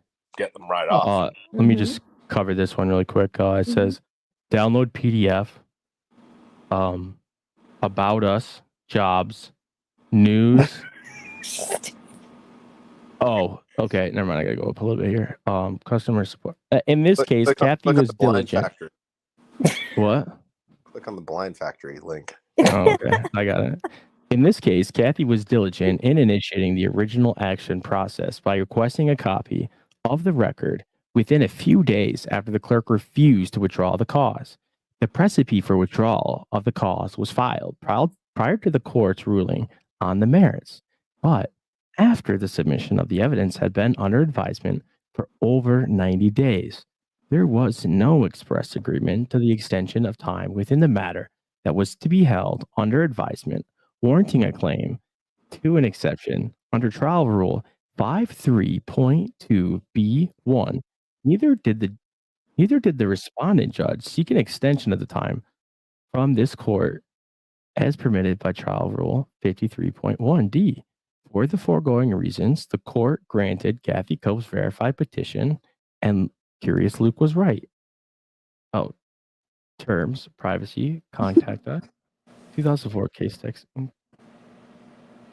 So there seems to be a perpetual kind of gridlock issue in Indiana and everywhere of the defendant being at the disadvantage. I know this is very obvious. Go with me here. Not always the defendant, but the party, because a lot of these are civil cases where there's Fiend. Okay. Yeah, I know what you mean, Fiend. It's okay. You did well actually, me, but that's a great point. So like the defendant, or I guess what would the civil? I say the party, like whoever's filing. Fiend would say the party. Either side can file. Okay, so whichever side is not the. Well, let's talk. I'm just talking criminal cases for now. What about the party? So there seems to be a gridlock issue in our criminal justice system of defendants, despite, the presumption of innocence, they have every disadvantage Because if I'm understanding these trial rules correctly, and this motion that they filed, this is the first time I've ever even heard of this, so it's all new to me. If I'm understanding these rules correctly, there's two contradictory, or there's two issues kind of competing, right? One is that the judge violated the trial rule by not ruling on these motions timely, and the defense waived their right to that relief, allegedly, by filing other motions instead of just filing this one, right? So Right. those are both two things that you could, I guess, argue are in violation or whatever. So why do they always side with the state or with the judge? Well, I mean, let me ask, are you reading from the due process canon right now, or? am I what? You fucking idiot. Okay, go ahead, Fiend. I'm sure you have a question. Do you understand what I'm asking, though? I know it's kind of like a simple, like a doofy way of asking, but like, if there's two issues here where the judge is violating the trial rules and the defense didn't exactly, do it exactly how the trial rules lay it out, why are we not giving the defendant the benefit of seeking relief when our system is supposedly supposed to be set up that way? I mean, that's the question I posed to Michael, and I mean, I think I've come to my own conclusion on it. I said, hey, all these other cases that get denied for the exact same reason, should they all be approved? I think the answer is yes. Yeah, I would agree. I think that like that this isn't fair because, and like you're looking at such a small like handful. This would have been the fifth case this year where like, yeah, the judge wasn't ruling on stuff. Like, just give them the new judge. Just do it. Just do it. Like at this point, like what is it just seems like at this point they're basically guaranteeing. It's just, I mean, this is supposed to be a relief that is available. Right. It's they not found out one way to deny it to Angela. like, even though they didn't really do anything, like they didn't do anything terrible, they still just want what's entitled to them, which is the judge didn't rule on something in time. They still hadn't. They're asking for this relief, and they're gonna like victim blame like the person that is like being subjected to the judge not ruling on things timely. Like it seems completely unfair. Like it is. not only in this case, but in every other case that's like this, and there are plenty, because there's 4 this year. Who knows? There's probably like, there's probably 10 a year. However long it's been in this system. Luke had brought up that it was at the trial level previously, but I'm not sure what the time frame was. But yeah, I think citing this case and like concocting a waiver of this relief is totally like not Slimy. Not really the intent at all. Like, I mean, I think they're just like referencing one weird case where somebody said something, and like it sounds like they're kind of talking out of their ass when they wrote that, saying like pretending that they waived their right. Like, no one wants to waive this right. Like, nobody wants to waive any of their rights. Like, you always want your rights. Like, if that's my right, well, no, I'm not waiving it. Yeah, it's like that implies that it's like a conscious decision, like an intentional act. Right. Like I'm waiving, and the reality is, I think. Yeah. Fiend, do you have speakers? What do you mean? He's being a dickhead. Just. Oh, my bad. Never mind. He's just being a dickhead. Go ahead, Fiend. I have speakerphone. No, go ahead, Fiend. Where did he go? I kicked him. You asshole! You can't kick the host. Where'd he go? Did you really kick him? This is my channel. Oh my god. It belongs to me. Kick me off my own stream. Oh, hi, Fiend. I knew DB was going to kick me off here. Unbelievable. Oh my God, Big Fish Small Pond is here. Another Yeah, commie They've Antifa. been here, DB. Oh, I thought it was somebody's burner account, but this is a really good commie Antifa person we have in the community. I know. They've been with us. I say us as in me since inception. I mean, we're talking inception. I'm fairly certain that Big Fish is not Antifa. I'm not sure, but well, fairly. regardless of what they are. Let's all talk at once. Yeah, they're bae. They're homie. They are ride or die. Can I say something? I guess. I suppose. Okay, well, I'm just gonna go. The Big Fish Small Pond the other day made Anthony Greeno quit YouTube. Fiend was there. I think Angelo's in witness protection. I don't know. I was in my coma. Go ahead. Oh my God, dude, it was so fucking funny.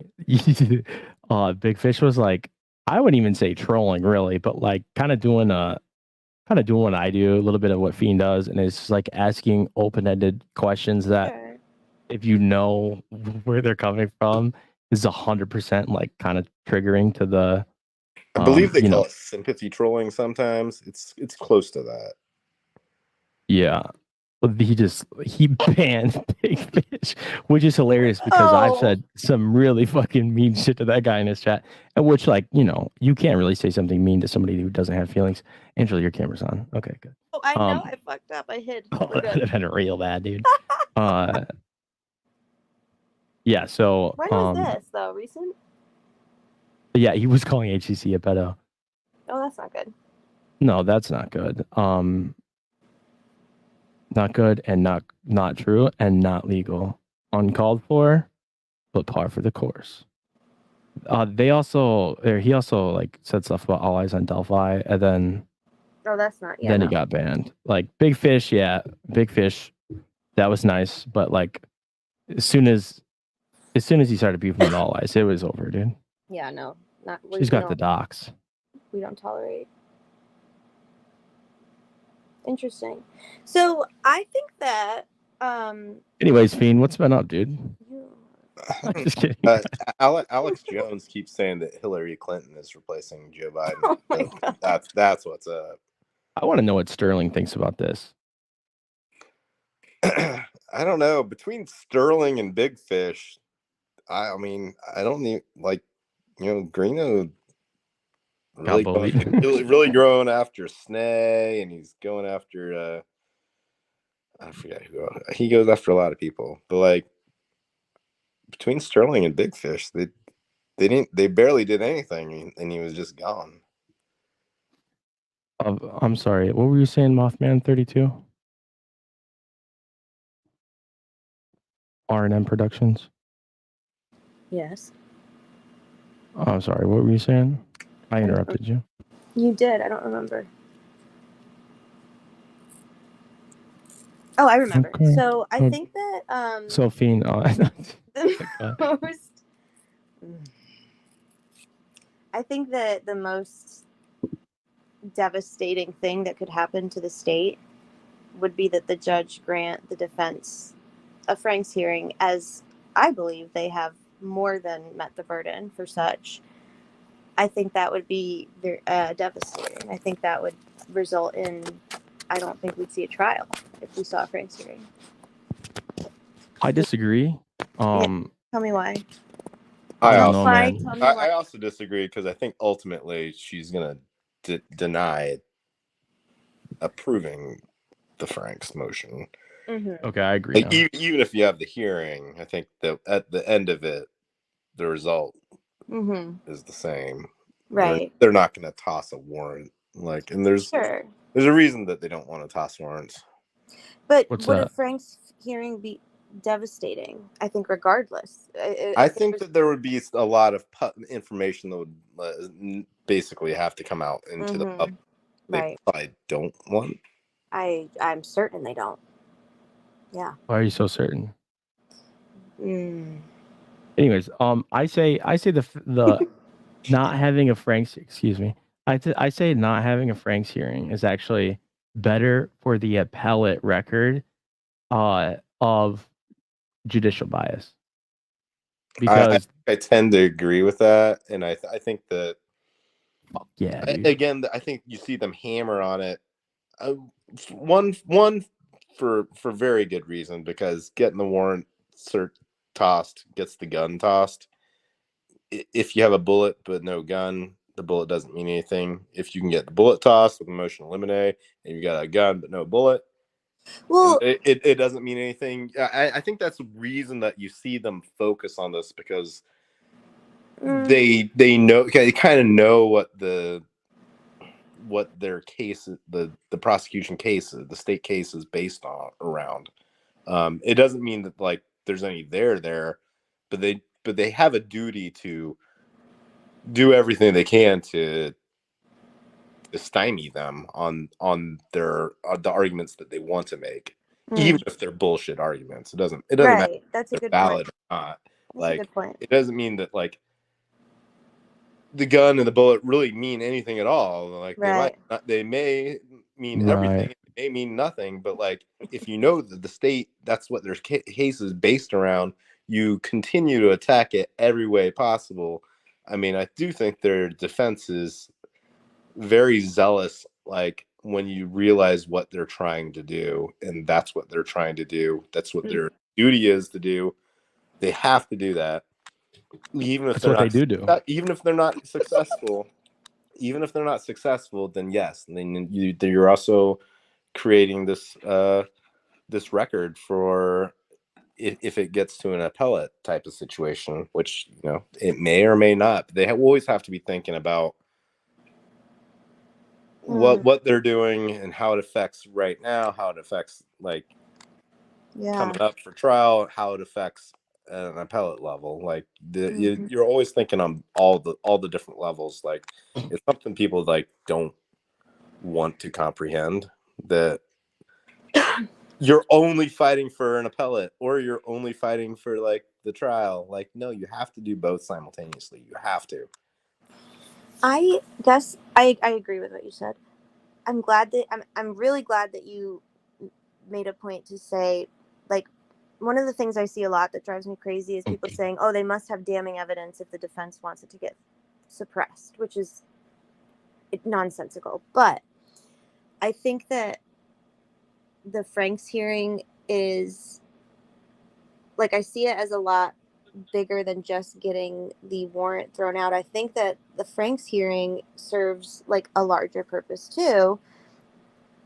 I think that if they were to have a hearing and actually present the evidence that we imagine they have, because they've filed 4 motions for it, I think that what would probably come out would be that this arrest, not just the warrant, like the arrest, all of it. I don't think that anything that was in that PCA can really stand, and I think that's what would come out in a Frank's hearing, like these motherfuckers lied. That's significant, and it's significant for the. I mean, yes, it's significant for the warrant. That's the legal, like, that's what the. I mean, the PCA is already so weak. If you take out what the warrant, how the warrant props it up, you've literally got nothing. Correct. Like nothing.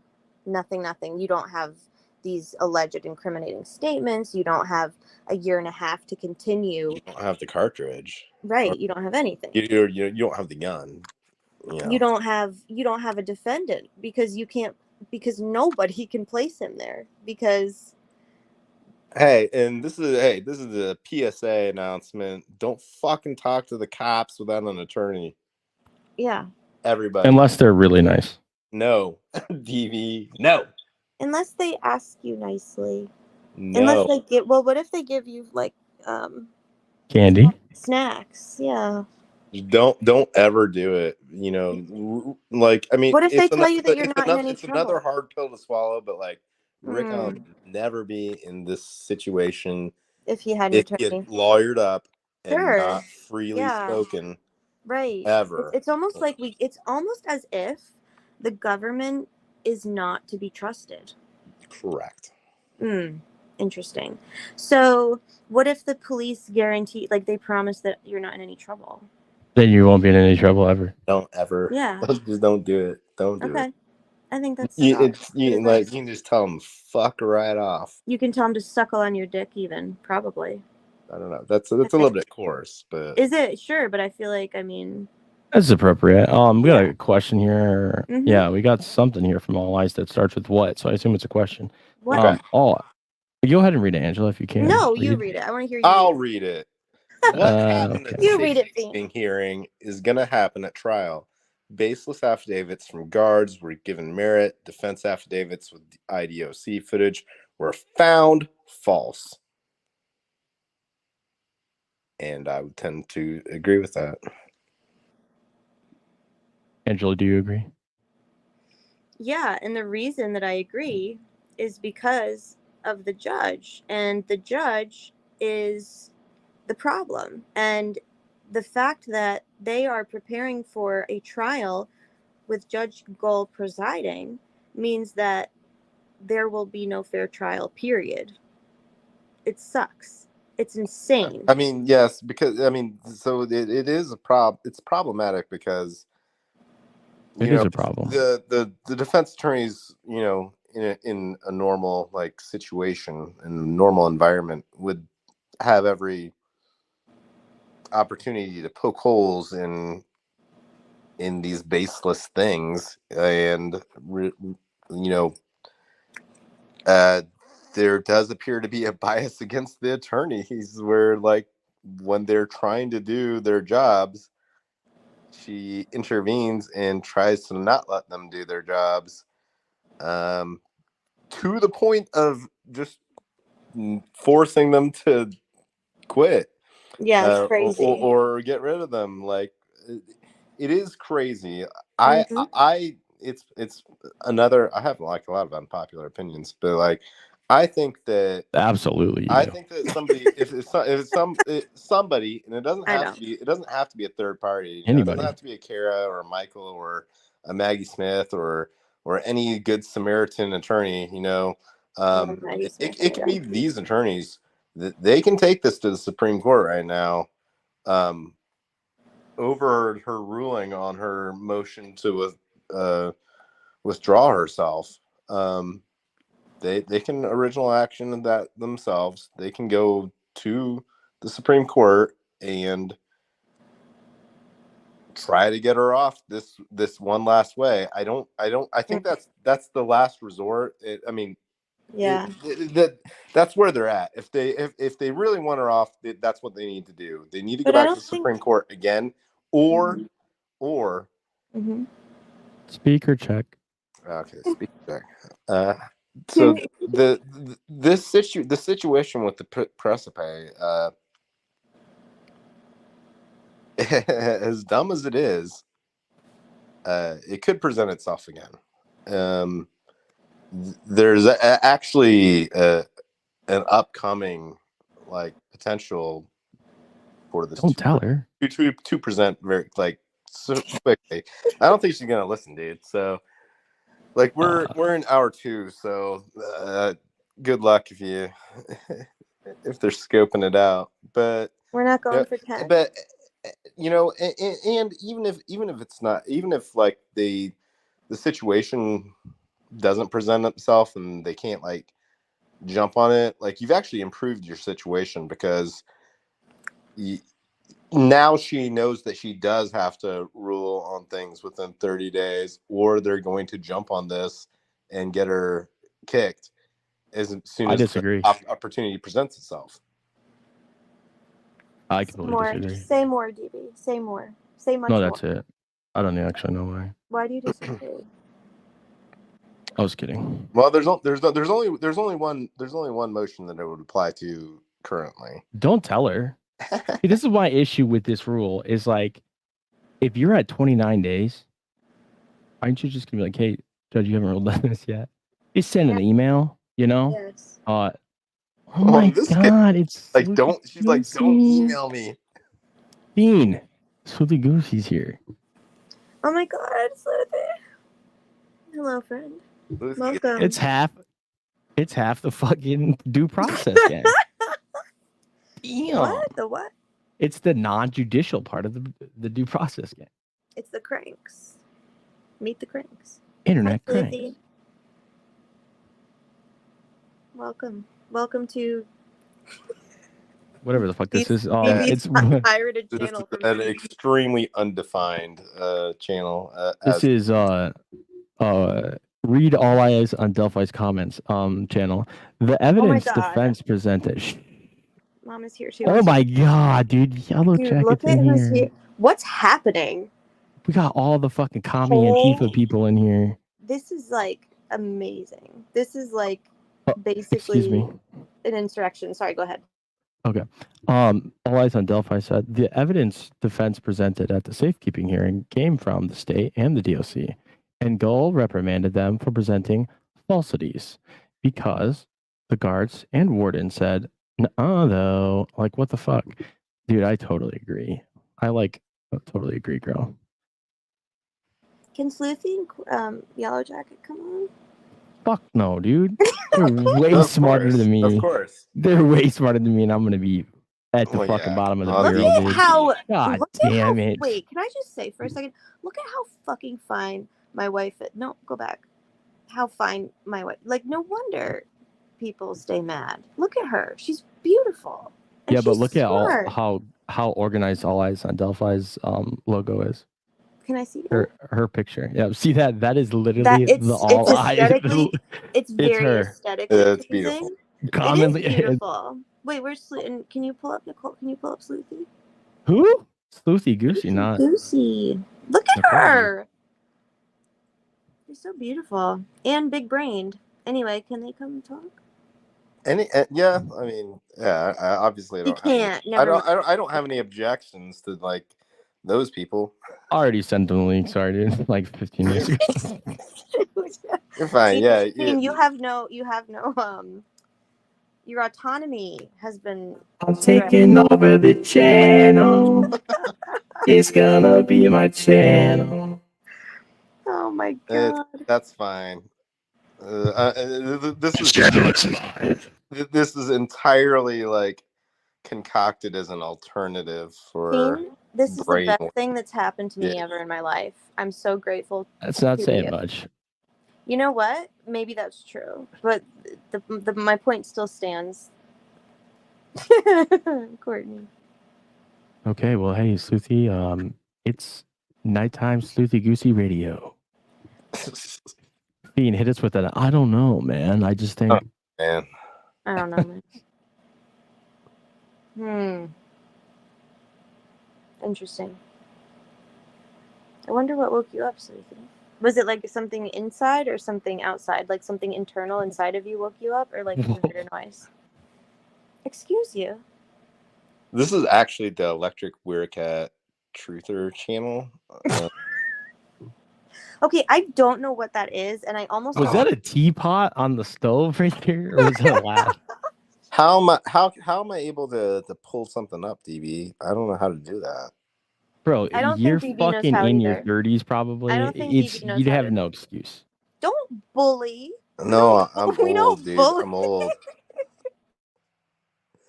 Sorry. You're out, bro. I'm sorry. Well, What I have were to you saying? create a different profile with a document to add it. Yep, you're gonna have to create a new StreamYard. What? You're gonna have to recuse yourself from the case. Wait. You're gonna have to write Justin Faulkner, Wait. file an OA. Right. I don't know how that works. Present. It's a picture I don't see of a that. screen at the bottom. I haven't seen the word present anywhere ever. DB, this is why we keep getting kicked off. Oh my god, You this is have why to- people keep you bullying have me. to I'm speak. mean. We talked about your tone. Remember My tone. What do you mean my tone? your tone? Don't. You Oh. just have to soften the sand the edges, my guy. No, just sand the DB's fine. I'm just these options. I'm He is fine. fine, isn't he? These options are available. See, the Sleuthy gets it. Like, I'm not like doing this from a computer. I don't have. You're doing it from a TS-80 fucking. No, I'm just doing it graphic from my calculator. iPhone. I'm just doing it from my iPhone. Are you the truck driver? You just I'm just hanging out, just driving the truck, and got this thing up here and listening. And fairly similar. I mean, yeah, it's just on. Yeah, there's no present option for me. Oh, there is. That's fine though. What do you want me to pull up? Am I going to be an admin of another channel and then get harassed? I don't know. I mean, how do I? It's going to take me a long time to upload all those banners again. How do I send it?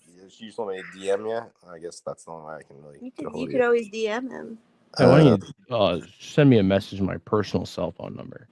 I don't have that, but why don't you tweet it? Tweet it I privately, have and we can share. I have tweeted it. Oh, I will tweet my phone number, and then you can call me. I live at home, so it's actually the home phone number. It's the home line. It's just a landline. I live at home. This is a lot of work to get to the bottom of what electric workouts are.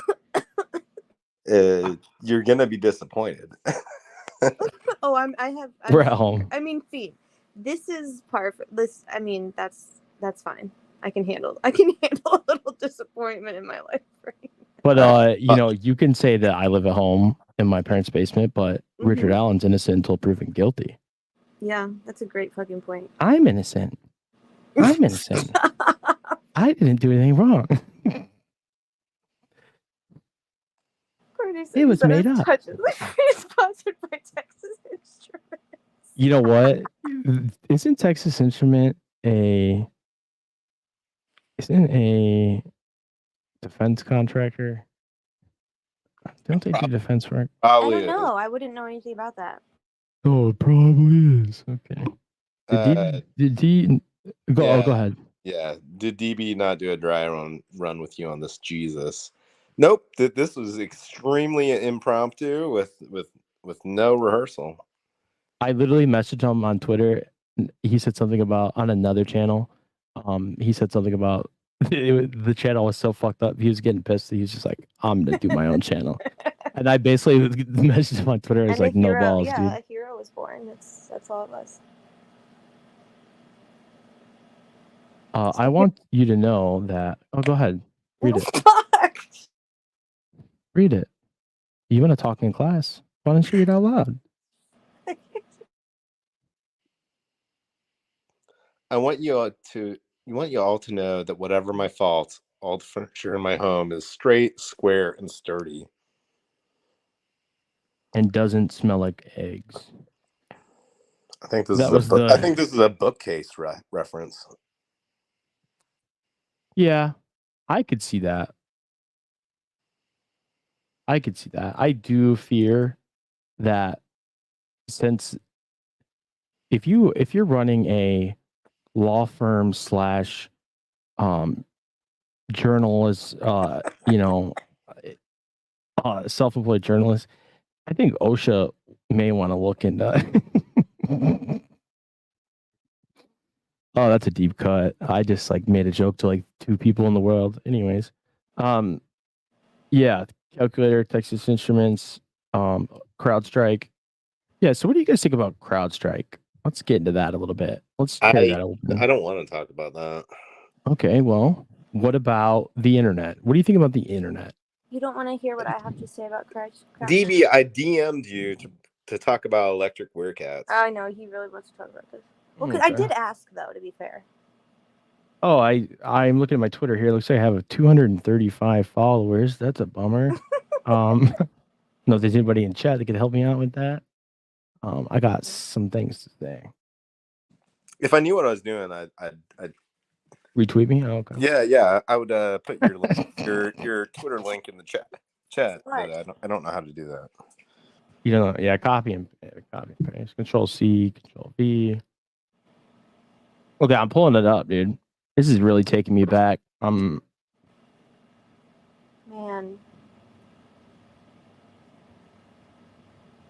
I'm gonna get a really bad audio message, a really mean audio message any minute now. Nah. Certainly not. I'm pulling it up. Excellent. Okay, we can read this because this is the entirety of the information that is publicly available on electric werecats. Is it? Are you sure? Pretty sure. Mm-hmm. Mm-hmm. You know, like Save the background is image. just blue. That's a nice touch, you know. Yeah, it's just blue. You know, little gender affirming, but I mean, it's a I little get it. You're from patriotic. Indiana. It's a little patriotic for my liking, but I don't think that was. Yeah, we've got the blue and the red and the white. Yeah. A little fash for my liking there, bud. Yeah, I'm getting. As a member of Antifa, yeah. I think it's a bit fash. It is blue, right? Democrats. Getting a little bit of some fash vibes. It's okay. Bean did a fash. Bean did a fash. DB, are you okay? I talk about. Are you talking about okay? You're out of practice. Talk about. You need a hand? Boy, do I. Looking for a document. I'm not sloosey goosey, dude. Okay, I'm gonna take a fucking second here. Seriously.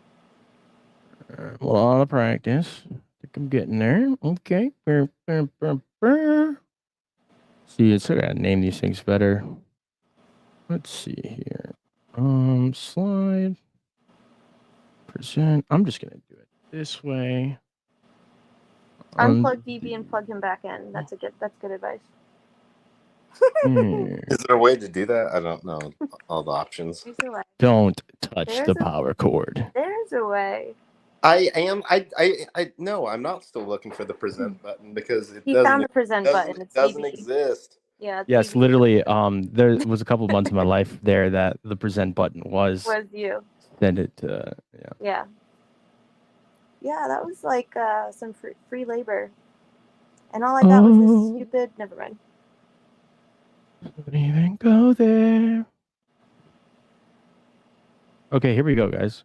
You know, I've always wanted to call into Gray Hughes and just have like an older person's voice and just have IT problems for 15 minutes. He'd kick you off so fast, he'd be like, oh my god, dude. It's literally my dream. Yeah. Should I share this live stream? Yeah. All eyes, that's fucking perfect. I'm such an all eyes stan. Oh my god, dude. It's hard not ridiculous. To be. Put it up there, dude. I shared it. Put it up. Sorry. It doesn't give me a notification when it's just like a document. Okay. So, can all eyes read this? Or Sleuthy? Or Meowzadong? Well, they would have to come up on stage to do that. Oh my god, you're right. They could send us an audio clip and I could play it. I can just read it. Hey, this is my thing. I'm gonna read it. So okay, go ahead. So this is from a cryptid Reddit. Hey, can you remove the banner? Oh yeah, I can. Or the comment. I'm sorry. No, that's another comment. You gotta click. All right. Give him a minute. It's hard to push the button. No, do everything it was right now. To click a new comment and then unclick that sometimes comment. You push the wrong button, man, and then it's not the wrong button. I intended to do that. Oh, okay. But anyway, now this is on a cryptid subreddit. So cryptids are like I don't know, like Loch Ness Monster and Bigfoot and shit, and werewolves. Chupacabra, Mothman, maybe. Yeah, Mothman's kind of like a quasi cryptid. Oh, got it. But anyway, so there used to be electric werecat or werewolf people around Decatur. Sometimes they'd make it out to South Bend. Haven't heard anything about them for a long time, though. They used to cause lots of problems with cars and electric transformers back in the day. Big problem if you lived in the boonies. Then that big weird thing moved into the Coal Hollow area back in 72, and you stopped hearing about the cat people. Invasive species, man. Any documented info on those werewolf cases? I live within 30 minutes of Decatur, and I've never heard of it, but I'd love even an old news clipping to start looking into. I'll have to track them down, but I know that the book Earth's Secret Inhabitants by D. Scott Rogo has them all in one place. It's a little fluid because in the same area there are reports of werewolves and black panthers. Rogo suggests that they are same cryptid, as some panther reports include that the panther got up on its back legs and ran into the woods. So that's pretty much all there is to it. I tried to order that book and it never got delivered to me. I think it got delivered to a random place in a different state.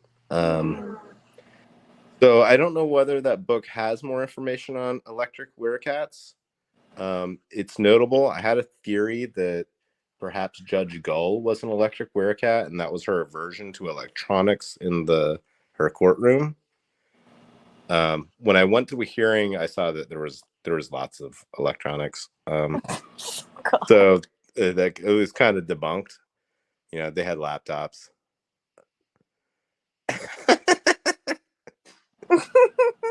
I allow myself one. I'm like a conspiracy theory denialist, basically. So I allow myself one really crazy one, and that's the one I want. That's awesome, Fiend. Because I thought it was a little bit more fun than it is fun, than the other ones. Because I don't believe like in anything supernatural or like I don't know, most conspiracy theories at all. So I went with like a really crazy one to just kind of like gently entertain. You know what's gonna happen is, well, never mind.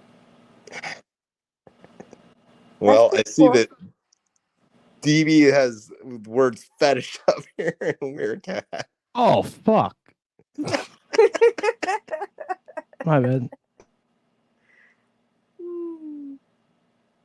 So that's cool. If it's like a little, it's like a special interest. It's a court. It's like an urban. It's more of like an urban legend. It's like an urban folklore, legend sort of thing. But, I mean, it does sound like there was something as far as like it being an urban legend that maybe like some people talked about, like something weird happening. Yeah. It is unusual that it is right up there in that Fort Wayne area. You know, like, I do have to be honest. When you read that, I couldn't help but to think that was really one of the stupidest fucking things I've ever heard in my entire life. Just kidding. Dude, is a liger one of those things? No, is a liger real? A liger is just a lion and tiger hybrid. Wait a second. That's what that is? That's totally a real world thing. Cryptids. Thank you, Cleveland Ice. Yeah, they don't ligers aren't cryptids. They're real. What's a cryptid? A cryptid is just like a Bigfoot. It's an animal. Oh, okay. That's like probably not real. Got it. So like the Loch Ness Monster or Chupacabra. I watch so many Bigfoot shows. Do you? What do you think about Bigfoot? Yeah, what do you think about Bigfoot? I don't know. So I like to be open to, things. Yeah. I too like to be open to things. I three like to be open. I'm open to it, but like you gotta like deliver something on it. Have you heard the recordings of like the your DMs? Hey, can you share my screen? Oh my god, that too. Let's start here with page 1 of the Keegan Klein. I'm gonna throw myself out of this. So Keegan Klein, he lived in Peru, Indiana. Okay? Please stop. Here you go, brother. I'm actually begging you to stop. Answer. Thank you. Q means question. Inaudible. Thank you. Isn't it? Answer. I appreciate it. This is page 1. Actually, this is technically page 2. Yeah, that's not that's page 2. I would just say we all need to read it, They talk about the Dropbox in here. If I could go back in time, I would do some things differently. Boy, I fucking believe that.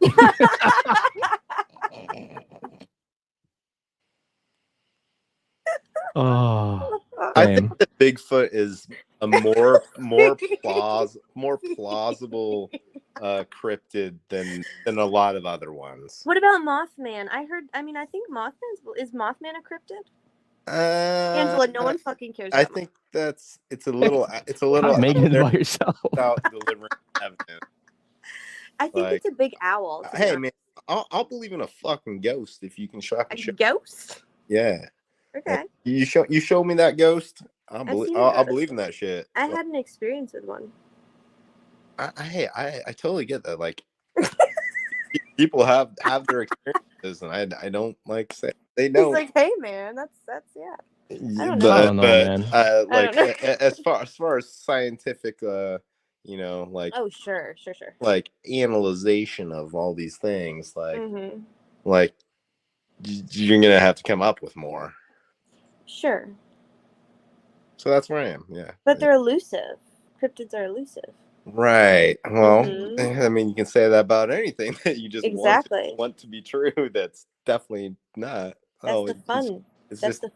It's just elusive. Yeah. I don't know why. I think there are some like beliefs and conspiracy theories and stuff that are just like fun. I don't know why anyone gets so mad about it. I mean, it's an extreme temperature change as far as like, you know, 30 years ago, like conspiracy theories were fun, and today conspiracy theories are like murder your neighbor because they think they're reptilian. Sure. So like, yeah, not as fun. Yeah, totally. Well, there's this one conspiracy theory that there was a guy got on a plane, handed over a letter. Oh, geez, and I just want to say I don't believe that. I don't think any of that's true. I think he was a good man. All eyes on Delphi says, DB, have you tried sharing the wrong link again? Did I do that? Oh my god.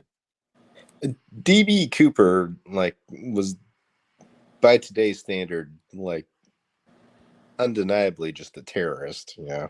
Thank you. Oh damn. That's hot.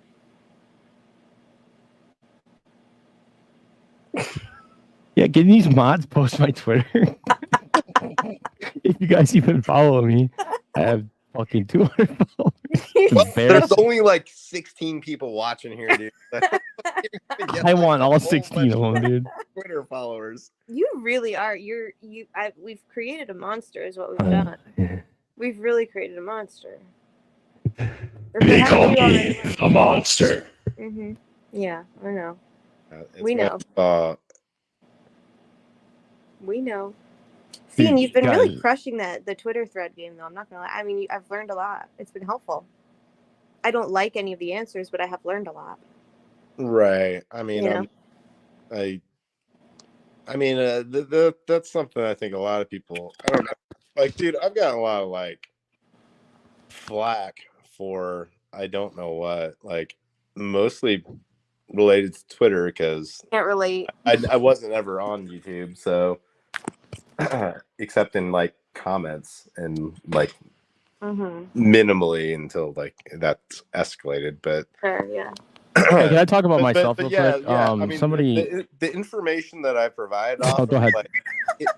It should be you know, as palatable to somebody that's pro prosecution as pro defense. Sure. I mean, most of the time, you know, I'll add my own my own commentary, but yeah, hopefully you can differentiate just the information from my personal hopefully thing. I don't back in the cereal box. That's that difficult of discernment. Sorry. But yeah, here's this document. Don't get triggered about it. It's just a fucking document. Well, do you believe in public access? No. I do. Yeah, I think that I believe in freedom of information and public information actually being public. I believe in private information being public. Boy, do you. Right. I've heard that about you specifically. Anyway. I mean, there's probably like a discussion to be had about like what is private information, what should really be kept private. I don't know the answer. There is. Maybe one day we can do that. Yeah, it might be. I feel very strongly about it. Why? Boredom, you know. Just got to live for something, you know what I mean? I need something to do. Entertainment I need something purposes. to fixate on. You know, this is my Gotta get a win out there. My pet issue, yeah. Yeah. No reason. You should have been your pet issue a couple months ago.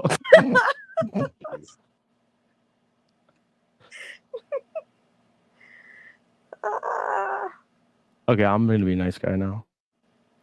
Yeah. I think everyone's been very nice. On the contrary, you know? On this channel? Yeah. For sure. This has gone really well, guys. Well, I don't know if it's gone well. I wouldn't go that. I wouldn't go that far. You can't even say. Can you agree with anything, dude? Fuck up, Fiend. It's gone well. It's been great, man. You did a great job. I think Say it, Fiend. Fiend, say, this has gone quite well. That's called happiness. Those are emotions. It's okay to have them. If you don't have them, you put something in your program. Put it on a thumb drive. Here we go. We'll just burn it down right now. Yeah, dude. Okay. You shy, friend. I just want to say. I knew you were gonna. I said, wait, pause. I wish that I said, here's what's gonna happen. Can you let her talk? No, she's gonna say, I just want to say, and then she's gonna talk. Okay, now you can talk. Is that like when I say, okay, so? No, she knows me too well. Way too well. Way too well. But yeah, I really have to say something here. But I think that Angela has gotten an obscene amount of death threats, hate, and like, holy shit. I gotta give it to Angela. You are a fucking inspiration to me. Well, they're not Pokemon. You shouldn't be trying to get the record and collect them. You know what I mean? Wait, what have I been getting? I said dick because I was being inappropriate. You said I've gotten an obscene amount of, and then I didn't hear what you said because I said dick. So what did you say? Hate from, you know, oh, hate, like got it. Absurd fucking podcasts. Everybody go. I want to rip into them so bad. But I'm afraid that's what they want. I'm afraid for my safety. Wait, what happened? It's not worth it. Yeah, you know. But I appreciate that. DB, you are a mod. You can just put a comment in, dude. Put your link in. Are you sure you'd let me do that? Yeah, go ahead. Okay. You're gonna get like one more follower. No way. Are you serious? That's a conversion rate right there. Yeah, guys, follow me. Channel and make it all synced. If you sync them all up, you don't even have to do any work. Are you serious? Mm-hmm. You can sync it with Twitch and StreamYard and Twitter, so they all stream it at the same time. Yeah. Mm-hmm. This channel is not about being technically proficient. I think that is important because if you aren't, you're going to just lose. You're not going to have and I just think that's I'm sorry, that's just a fact. If this is you got to catch up with the game because ultimately there is so many technological, bizarre games that are being made over this case, which I think I'm going to dissect later. I would like to dissect that, but the entire purpose of this channel is just to benefit me and me listening to same and me listening to anything news for absolutely nobody. I just want to listen to anything else. Fuck Anything with else. that feed. And I feel like I like don't mean to make it about me, but I will. But just I want to say that like my platform was like about me documenting my experience finding this fucking crazy ass county in Indiana. Like that's all I could use to describe it. And I'm documenting it, sharing What county? experience, and that's my fucking experience. And I'm not apologizing for it. I think what I think. So What county? you know, Carroll in Indiana. Carroll. Carroll. I don't know. Oh, okay. Yeah. Yeah. They should look into that county. I think there is something. For sure. I think there's It's almost like they should put some FBI guys there. I think that there are. So I think we're okay. I thought they were busy in a Discord server. I heard, but they're checking out the memes. Why you're not going to find me on Discord? Me neither. Well, no, yeah, me either. I got kicked out. TV, that's like concerning. It's sad, dude. Yeah. FBI called me. They were like, dude, did you share this picture? Yeah. I mean, have you heard about all of the like takedowns of Discord servers in 2023 and early 2024? No. What's up with that? There's been a lot of takedowns. 0% surprised. Yeah, there's been a ton of takedowns, like FBI, CIA takedowns of multiple servers and like tens of thousands of accounts banned, because what they do is like what Discord really enables is cyber stalking, political like no. Yeah, no. You can't I you're try fucking to- with me, I but there's a try to lot of warn research people. into it. I try to warn people. No, it is like it's Don't get on there, man. Like, yeah. The whole. So I'll tell the story. Like, the reason that I don't like, I tried to get lured into Discord is like, I was in a fantasy football league, and we had a completely benevolent little Facebook group that it was in, just a private group. And then somebody wants to move it to Discord. And the reason they want to move it to Discord is because they want to isolate people into like a different platform, like not a super mainstream platform, because like Facebook is too mainstream for that. Like you want to like really isolate people and get them to like It's been a great get them platform get for them grooming. alone where they're like subject to like certain ideas, and then you're gonna have like a hierarchy in this group, and that is like a prime ground for like fascist type thinking and stuff. Like it just get 100%. it's not even group think. It's very directed think by like who's controlling it, and you get these people isolated, and you can make them think anything. But there was an anonymous spokesperson for Discord that came forward saying that they were going to crack down on these groups that were there intentionally for group like gang cyberbullying, which is like on par. And just they also had some very disturbing things, such as like 764 which are things that like I dive into in my own like crazy experience, going into like these hardcore white supremacy online spheres, which are disturbing. And I would love I think that you get so much insight into that. But Discord is not a safe place. Like if you don't know about Discord, it's like very problematic. There's a lot of anonymity that Discord allows, which is why it's like appealing to certain demographics. I mean, there's also just like it's a huge like gaming. Like here's where we can talk about our gaming, which that's where it started. That's where it started. I know that. Which draws in lots of kids who are very impressionable. Exactly, because and then young, the dynamic of where you got them isolated, oh my gosh, and can control them Yes, on an girls off have been. on an off platform. It's like a boss fight. Yes. Phoenix. Platform Oh, is like yes. where Get like, 'em. you get into like really bad stuff and like Go. really radicalize people. Just like And they've them. actually like enticed people to commit mass shootings live streamed, or there's suicides. Oh my god. Multiple. or you can get them to steal like classified documents. Yes, and like it's just like a grooming network that's entirely online, and there's been so many groups that have been formed off of it, and it's absurd how. Can I say big something? this is. Yeah. Oh, sorry. I joined Discord and I just kind of learned a little bit of programming stuff. I'm sure one- there are totally benevolent and like motion There's mostly innocent benign. motion to speak, please. options Keep to going. like, File a motion to speak before the judge, the Honorable no, Phoenix. denied. Not, Okay. I'm gonna Oh, wait. Interlocutory grant the appeal. floor to Mothman to talk about her ghost. I censor myself to Mothman. Go ahead.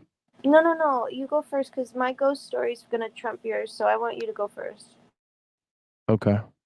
It's gonna win. I was in Discord one time and I was in the knot. I was looking around. I was looking for, companionship, friendship. Nudes. I was really more longing for it in my heart. Yeah. And I found it. Mm-hmm. It was very nice. Bad place. And if you guys Oh, fuck. have credit cards or anything like that, don't put them in Discord. Just send them directly to me and I'll take care of it. or send them to Mothman's ghost. I got a Discord link for you guys. Don't check it for any Grabify links or anything like that. But just click the link, dude. Is Yellow still here? Yellow. In the chat? Get in here, Yellow. Okay, can we get a ghost story, please? Yeah, so, okay, one time, I never really thought about ghosts one way or another. I'm not, like, against them. I just never thought about it until... You're not anti-ghost? No, I'm not anti-ghost. Pro-ghost. I love it. I was indifferent to them. And then one time, I was at my boyfriend's house, and he had, like, an open concept, like, the dining room and the living room were, like, it was all open, right? So, his brother was sitting at the, like, dining room table, and he and I were sitting on the couch. And his brother was like, "Hey, can you throw me that?" It was a like box of Prilosec. I'll never forget. And his brother was like, It was a gun. Prilosec OTC. No, he was like, "Hey, can you throw me that box of the Prilosec really OTC. Yes, it was. He had tummy issues. So so my boyfriend at the time, he's like, "Yeah, sure, dude." So he like throws it like at him, tosses it at him across the room. It hits something like mid-air. It just fucking stops short mid-air and drops to the ground as if it fucking like hit something. There was nothing there. I shit you not. All eyes can you look Maybe at it hit a moth. Maybe. We all fucking just stared at each other. Like all the hairs on my body stood up. I was the craziest thing in the world. And Yellow and I joke about how that ghost was probably just like going about his business and he gets fucking nailed in the head with like a box of friends. Anyway, ever since then, I believe in ghosts. They're definitely, they're around. I don't know if they're like ghosts. Well, you sure it was a ghost? You saying it was a ghost, but are we sure that it's not a spirit? Sure. No, you know what? Excellent point, DB. That's an excellent point. It very well could have been. But it was the craziest. I don't see how it could be a demon. Electromagnetic ray. I don't see that. They seem very they seem like they're very malevolent. Like they're there for good. I think you can jump like so. That's right or no? He seemed like a clumsy ghost. He was like clumsy. Like he was in the way. He's indifferent. Like seems like you jump to a lot of conclusions to get to the concept of a ghost. Oh yeah. Wow, you really figured that one out, bud. Yeah, that's where like it kind of like it's the jump to conclusions thing as far as like. What's your favorite conclusion to jump to, Fiend? My favorite? I don't know. That whoever he's debating is wrong about anything. I don't know, man. Maybe the fucking I don't know, man. Odinist theory maybe is my favorite one to jump to. I literally thought you were about to say the ocean's not real.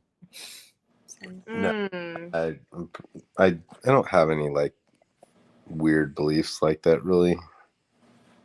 So Odinism, yeah. Well, because yeah, that makes sense. There's I think I think there's some jumping to conclusions, but I Fiend. I want to go. I think there's Turn- an extreme pile of circumstantial evidence that would be damning in a court of law, like almost certainly. The ghost in the court of law? Not that it's actually true, but like or fair, but like just the reality of the situation. I think it would be like damning in a court of law. Me, I was about to explode. Of piling up the circumstantial evidence. Even though it's not proving anything, but it's circumstantial. We're talking about like things that we can't let go of. So this can be irrational, right? Right? We're all in a safe space here. I think the four of us have been unable to let a few things go. I hit a ghost in the face with Prilosec. It can be irrational. Go right. ahead. So like my thing that I can't let go of is that like all Indiana State Police, like or all cops are intrinsically they are white supremacists until proven otherwise. And yikes. I think that's a bit of a jump. I know it's a jump, but I literally need to be proven otherwise. You need to demonstrate that you're not racist. There are a lot of them that are black. Because you usually are. I don't know. So you think even the black cops are white? Yeah, you're gonna let him talk like that? There are two. So if I like spoke to the two African American cops within the ISP, yeah, absolutely. But I'm saying that my issue with the ISP is that they don't diversify. Their own personnel have issues with retainment. You have issues with retainment, especially among minority cops. They don't stay. And if you look at these like statistics, it makes sense. And so and if you look at the reasons that they've left, also it makes sense. So I need to have when I'm speaking to a law enforcement officer within the state of Indiana, there is a high threshold, or there's just a threshold that I'm going to I don't want you to call Black people colored. These are should be simple expectations that I feel are not met with the majority of people within the Indiana State Police. And I think that we the state of Indiana should expect better. That's just but it's also very true, very real to me. So yeah, I mean, so I think ghosts, not everybody believes in ghosts, Jump. I think that there's not everyone believes in racists either. So yeah, that's I believe in racism. Yeah. Sorry. Okay. Hated to bring the conversation that way. But anyways, yeah, holy shit, you guys they need to go through some PR training, I think. I think that would be helpful. I think all parties, I think PR training is good for everybody. Yeah. But apparently if you say PR training or you just think about how things are relayed in the public, there's only one conclusion. Right. Mm-hmm. Yeah. It's not just about the narrative. And that's certainly where the focus is. Well, hey, I do have to go. I promised I would be on for at least 2 hours and 37 minutes. We just got over 2 hours and 37 minutes, so that's I think we're at 3 hours, aren't we?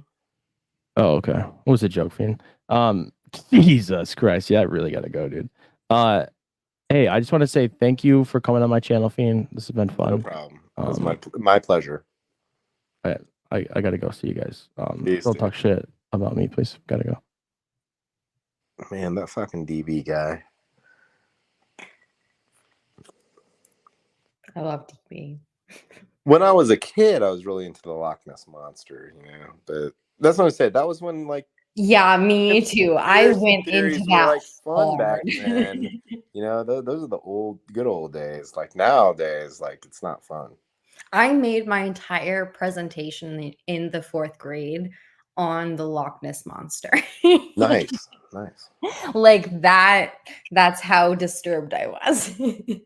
I you know, in retrospect, I think it's probably just a fucking log. Right. Like when my like dad tells me about how I was as a child, I'm like, oh wow, I was the same bitch. I was the same fucking bitch. If that made sense. But like I was very concerned. I was very concerned about Loch Ness. I was very concerned about these stories I heard. I don't know if I was concerned. I think like even with Loch Ness, like you're just like, well, is there a dinosaur species that just happens to still be alive, you know, and it's Yeah, but it entails popping that up the every once government in a would be while, I guess. hiding it from you, right? Well, No? I don't think it was more complicated than that. I think it was just elusive, Right. like a ghost. Well, like realistically, it's not elusive. You can do radar and all that shit. There's no way that some sort of massive creature is somehow like asexually reproducing within a lake. Like that doesn't make sense, right? So then, like, Well, but I also mean, like if you I want to think think about it, like tortoises can live like a really long time. There's certain species that live a really long time. It doesn't have to be like reproducing to just be hanging out. yeah, so if you're Just gonna because like we don't like live very long determine doesn't what you mean that think that they the can't. Loch Ness monster would rationally be, just like theoretically, like it's not a species that would live to these like extreme lengths of time, and it wouldn't have any like ecologic effects on that area. No, so Yeah, there's nothing to most substantiate it. likely, yes. Yeah, I think there's probably not a whole lot there. And that's why I was like, okay, I want Loch Ness to I wanted it to exist, but I just like It's didn't the same it. with it's the same with the Bigfoot thing. Like, are we not gonna find this hominid creature Yeah, no, over right? over years without like real hard evidence for it? Like, you're gonna find Without DNA, like you're come gonna. on. I think it's most of these things. Although, you know, like the reality is, you know, like tons of species are discovered every year. So Usually under the ocean, though. Okay, like yeah, let's oh be yeah, real. or bugs and stuff. I mean, Or like in like the Amazon, right? Yeah, it's specific. it's It's not nothing usually crazy. They don't ever like be mammals. like, oh shit, here's a Bigfoot that we Yeah, found. we have like a human-like species that we had no idea about. It's more No like, idea. here's this beetle that's slightly different from these other beetles, but like it's actually different. Oh wow, you know, like, Yeah. which So is cool. Like it's very cool to find new species. Uh, we're just not finding like anything like super crazy, like anything alien or Bigfooty or Loch Ness monstery. although I have heard my dad like to this day tries to convince me that like octopi or squids that they are alien DNA that came from an asteroid. And at the same although I recognize that the DNA is very different and the I I find it interesting about the like number of conspiracy theories that have proliferated in recent years. I can't keep up. Like I just can't. Right. There's some sort of there's been a sea change as far as people's thinking, like over, you know, our lifetimes, as far as Can you just I don't know. My theory on this a little bit. I'm just gonna opine on it for No, I want to hear a this. second. Is that like, you know, like we went through like a stage that seemed like it seemed really progressive at the time. It was like, hey, you know, everybody's opinion matters and everybody's feelings matter about everything. And like everybody super internalized that. And now everybody thinks that their opinions are like just like overly valid. Okay, So like bye, Anne. anything that pops into your mind is just like that's valid. Like even if it's the stupidest thing that ever existed. And then we've got a lot of stupid things that people believe in now because like they were like given so much self-confidence that like their thoughts mattered. And like, dude, are you okay? You're not a doctor, or you're not a lawyer, you're not Sometimes I you're think not a it's scientist, disingenuous. like you're not a physicist. You don't know anything about this situation. Your opinion actually isn't as valid as like somebody that actually knows about this stuff, because you literally don't know. You're just making up whatever is in your brain. And now we're left with the aftermath of this situation where everybody thinks that anything that pops into their brain is just very, very valid, when then If you want to there's get into this, no I have reason a for whole other, like, yes, I absolutely believe that. I think that there has been like conspiratorial rhetoric that has been taken a whole nother life of itself. But I think that a lot of it was intended and disseminated by international actors. And I think that we have recognized that it was more deliberate than we like. Yes, we have a lot of stupid people in this. Yes, we have dumb people in this nation that are easily exploited, that are easily manipulated.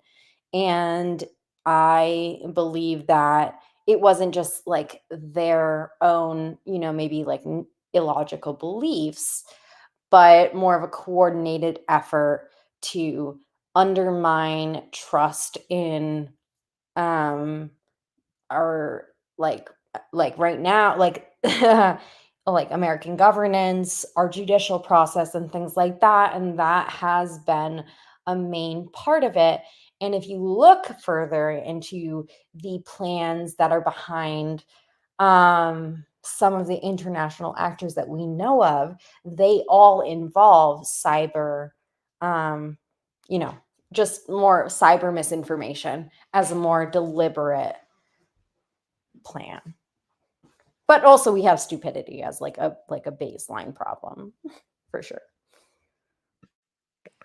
I also blame the education system a lot. Like it's with there's For sure, hardcore, yes. there's systemic breakdown in this country on like almost every possible level. And like, I don't know if you're from you get people Indiana. that aren't able to critically think and who've Yes. been propped up by like, hey, of like, Specifically, the Midwest has a very low educational attainment, and it's in an education desert, which means that there aren't many institutions of higher learning within this area. Therefore, they have a lack of lawyers, they have a lack of doctors, they have a lack of any sort of doctorate degrees, because people are going to get paid better elsewhere. If you're a lawyer, why would you get licensed in Indiana where you're going to get paid shit when you can go get licensed in New York and get paid well? Like, all of those things have a huge impact on a state like Indiana. No offense if you're from Indiana. I really want the best. Like, I am there's but like there's also like a natural remedy for that. And then they also like a natural remedy is to then import people, and like obviously some of that's going to involve like I don't think politically you guys are important. immigration of some sort, and then you also are against that. So yeah, you're just exacerbating the problem. Like you're not going to have those educated type people like evenly dispersed where they're needed. And in the early 2000s, there was like a big movement about like independence in education. And a lot of people opted to have like religious education be like prioritized, especially in Carroll County. And that I first saw start with in 1987 when then this is a fact, you guys can look it up. 1987, the KKK Grand Wizard came to Delphi, Indiana, and it was about their public school system. And they really promoted homeschooling, and not all homeschooling makes sense. If you're, I mean, it's the exact same concept as the discourse thing, is to isolate somebody and then radicalize them while they're not exposed to like a wider sphere. Like you want Yep. to, it's step one and is then it becomes your social network. you put them off to the side, and then you can make them think things. And And I mean, it's a complicated issue as far whether as you like, think it or not, also, it also has like a huge, like, playing on your social network, or your, like, who are the people around you that you talk to on a daily basis. And it does play that role in some people's lives. oh yeah, And I think you'd like to see an extreme difference as far as uh like, you often see like people grow up in a household where like,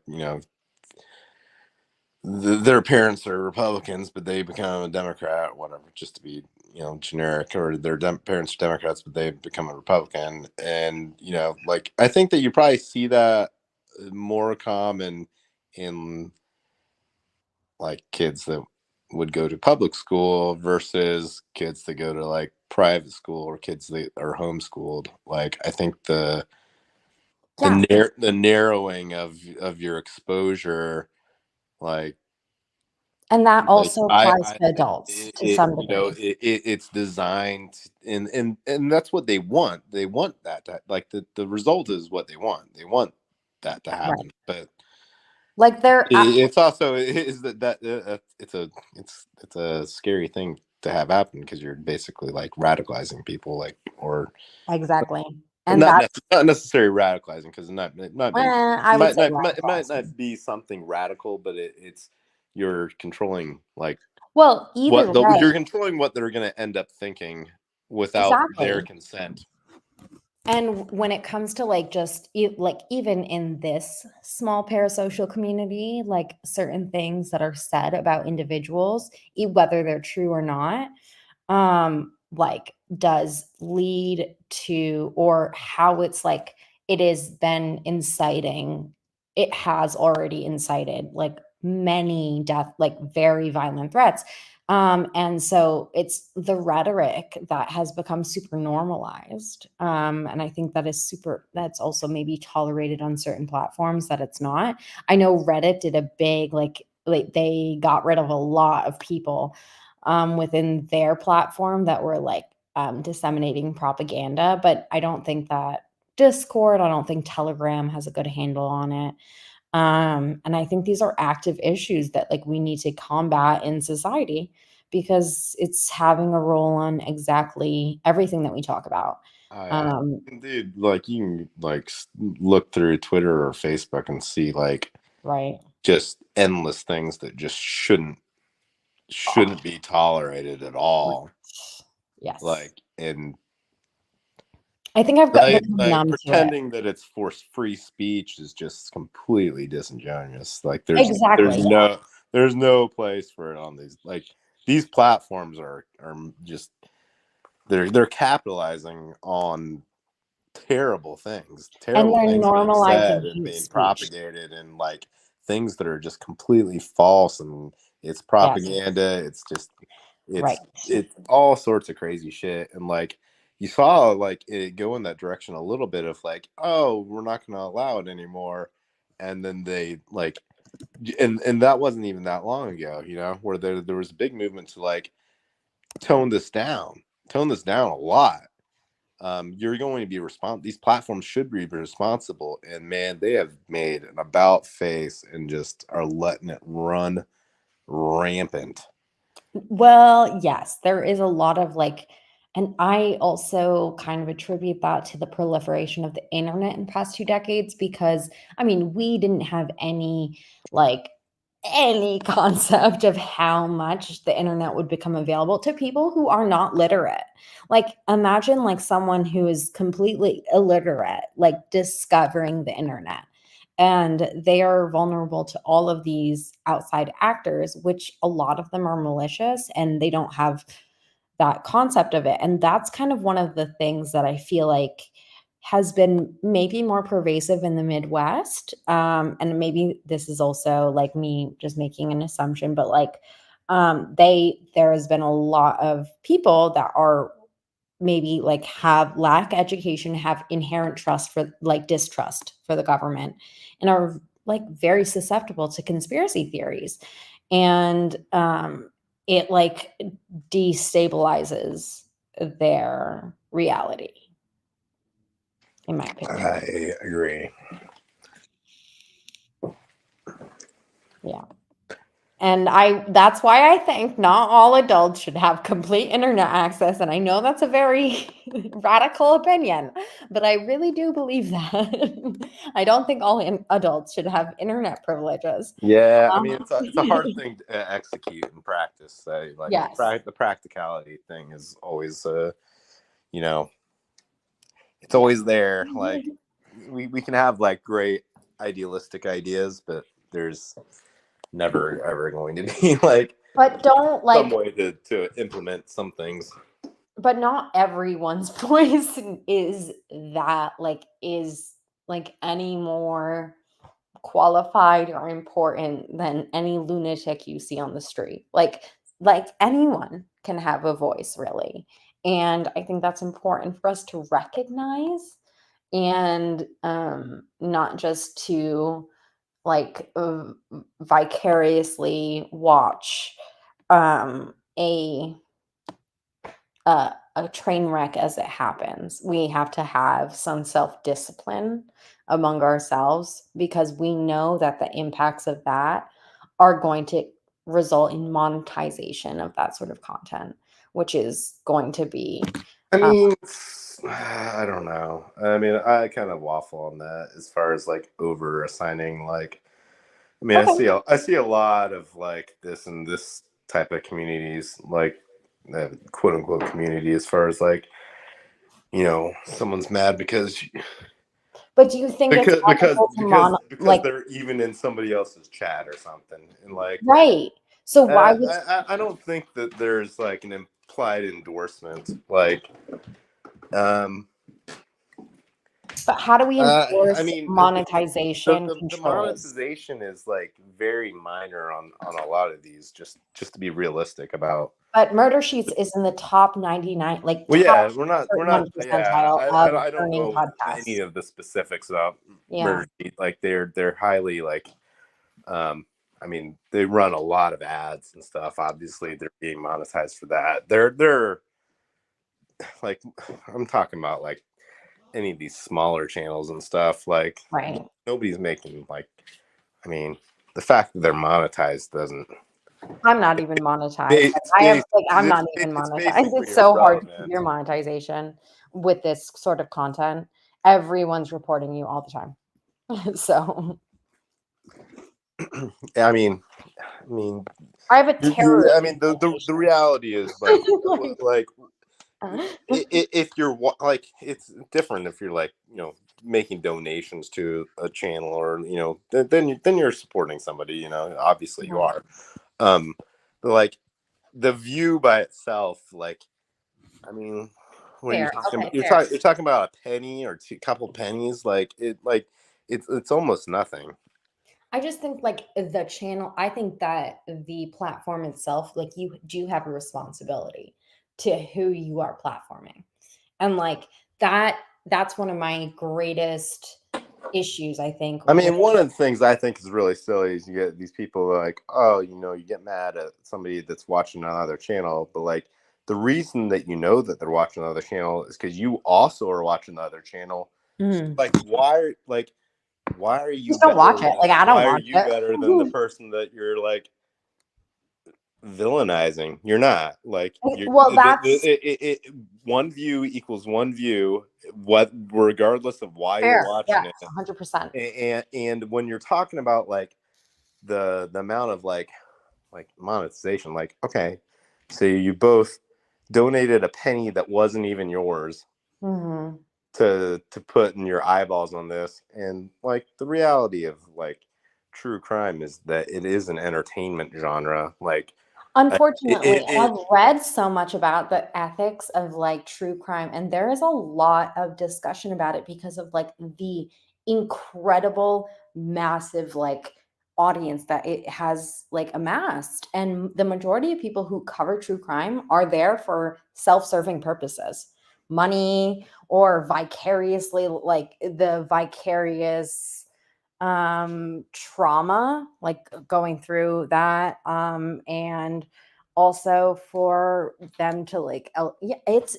interesting. You can actually find a lot of articles on it, and it's very fascinating. and I think I think on like larger scales, like it's certainly like something that's far more relevant to like put focus on. But like I think extrapolating that onto like small platforms and stuff, like you lost the point. Like it doesn't apply, and everybody should just relax and not be crazy. Like don't go after people just because like just ignore it, man. Just like don't go there. So there's also like a misconception that like certain backlash is because of certain things that were said about a one creator. Like, right. So it could be about R&M, it could be about me, it could be about anyone. It could be and if there's any backlash from an audience, it's not necessarily basically like it's not. By the way, I am not facilitating any like, and if anyone thinks that I'm telling anyone to like go, you guys have it really messed up. Like absolutely not. I want nothing to do with it. And I think that's the majority of people here. If you people who get backlash, that backlash is from your own audience. It's not precipitated by anyone else or any content creator, because they just don't want to even be fucking mentioned.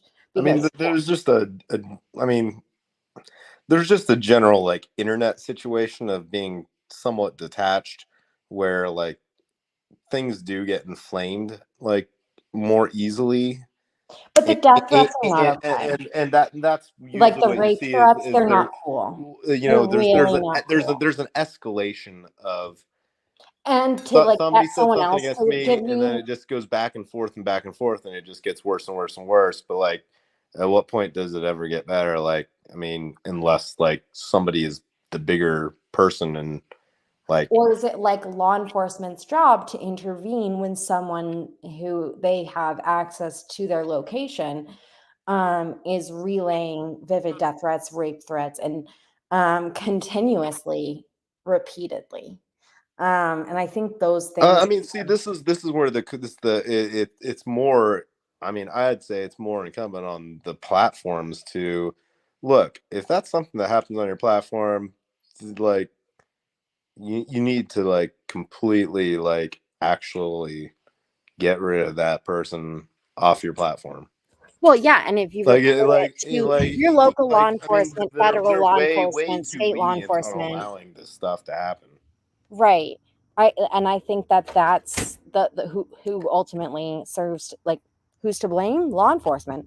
We're failing to enforce that. I think that's the law. I mean, it's not. It's got to be the platform. Well, do you think that the platform is responsible for criminal conduct off their platform? No, they're not responsible No, for I'm that. not off their platform, but on their Of platform, yeah, course. yeah. But there's a lot that happens off the platform that is criminal, like misconduct, meaning like relayed threats, and by individuals who do have a platform here, right? And so, and I think that like people fail to recognize that, and the volume of that has been like subject to people like probably and All Eyes, me, and I'm sure many others. And that has been actually jarring, not just to me, it's been jarring to like my local law enforcement, it's been jarring to everyone. They're like, holy shit. And I think that and their lack of trust and um in Indiana's local law enforcement also underscores just a general law enforcement, like how law enforcement views I some mean, of the other agencies that they might have to I work mean, with. the law enforcement, like, reliability and effectiveness is like a major systemic problem as far as like And Indiana I mean, specifically has like such an you don't have to overwhelmed talk about jail. like, I mean, we're not talking about like I mean, we're not talking about like just, you know, oh, somebody said something mean to me on the internet and I want the police to do something about it. Like, it goes for everything, dude. I can explain Radar's When my question. house was robbed, they wouldn't do anything. When someone was like actively trying to steal my identity, like, they weren't gonna do anything. Like, they won't do anything in like almost every circumstance. Like, so like, I do get the, like, when you're talking about like stuff that happens on the internet, yeah, it's way even lower than those things oftentimes. And but like, they're not doing anything about almost anything because they're not like, they're basically not functional, they're not capable. Like, Right. you can't give them more money and make them more effective. So like, It also is what is the where solution? What is the solution to that? I don't know, but like, that's what I'm saying. Like, you know, Oh, I have many. I can unpack them later. But no, of course, like I understand that. Like there's so many systemic issues, so many fractures within law enforcement and multi-agency, there's multiple agencies involved in these investigations that don't like each other, and it's very patently clear. And I think that also undermines the investigations on their own. For Radar's question, if it is in the policy that and they don't intervene, wouldn't some? Yes. So YouTube actually is liable, and so I was going to actually mention this, but also to Amazon. Who I mean, platform, this is the problem with yes, they would be liable, but then and they now you're having uh some faith in the legal system and law exactly. enforcement, Now you got it. Yeah. but they're failing on both sides. So like, if they're never going to be liable if a case never gets brought, so like, it kind of works But in it takes a lot of money to bring a case against someone like YouTube or someone like, so it takes a lot of money for people to gather that, like, you know what I mean? And one of the things is because a lot of these people who are spreading, they might be spreading misinformation, they might be spreading slander, they might be stalking you. But for you to mount charges and they don't have any assets, there's really not much for you to benefit from or for it to even be worth another agency to do. Even if you have resources, like, I Yeah. mean, look at who you're going against. They obviously have more resources than you. Mhm. So Yes. like, Well, how do you think that's going to work out? when it comes to YouTube or Amazon, and that was another thing about Amazon, like Amazon, what Murder Sheets is doing is in abject violation of at least 6 policies that Amazon writes for their creators, which involves like no targeting of individuals, like no harassment, cyber, like, but again, like those, they are in abject violation, right? With how they've conducted themselves, especially with their, like, you know, their trilogy that they made, that was just like pure slander. And I mean, I've lost faith in a lot of these private institutions' ability to control or at least self-regulate. And I don't know what to do about it. But yes, I agree. Right. No, I mean, yeah, I mean, I don't know where the solution lies. You know, I would assume that like you'd really have to like legislate something to like There's no solution. really like put it on these platforms to Mhm. you know, better regulate this type of Because stuff, like, or find like be like held like really accountable, you know, and financially. also, even when it comes to like relaying threats over the internet, that's federal crime. Once it hits like 100, 130, then a federal prosecutor gets involved. But like the first, it's so like you can get, but one death threat can result in a like an actual like violent act, right? So it's frustrating because I think stalking is something that law enforcement has not gotten a hold of when it comes to oversight. I think that's affected a lot of creators in this sphere. And I think that it's also homogenized what people can talk about. And I think that's evident. I think that evidently you can we've kept they've kept out an entire perspective from being discussed publicly, and that is ultimately the goal, to suppress something. And I can't even say that they did. I mean, they did a wonderful job at that. Yeah, I mean, Radar's right here. I mean, the reason that they don't like better self police this, because like it shouldn't be any skin off your nose to just like ban somebody that is acting outside of your policies.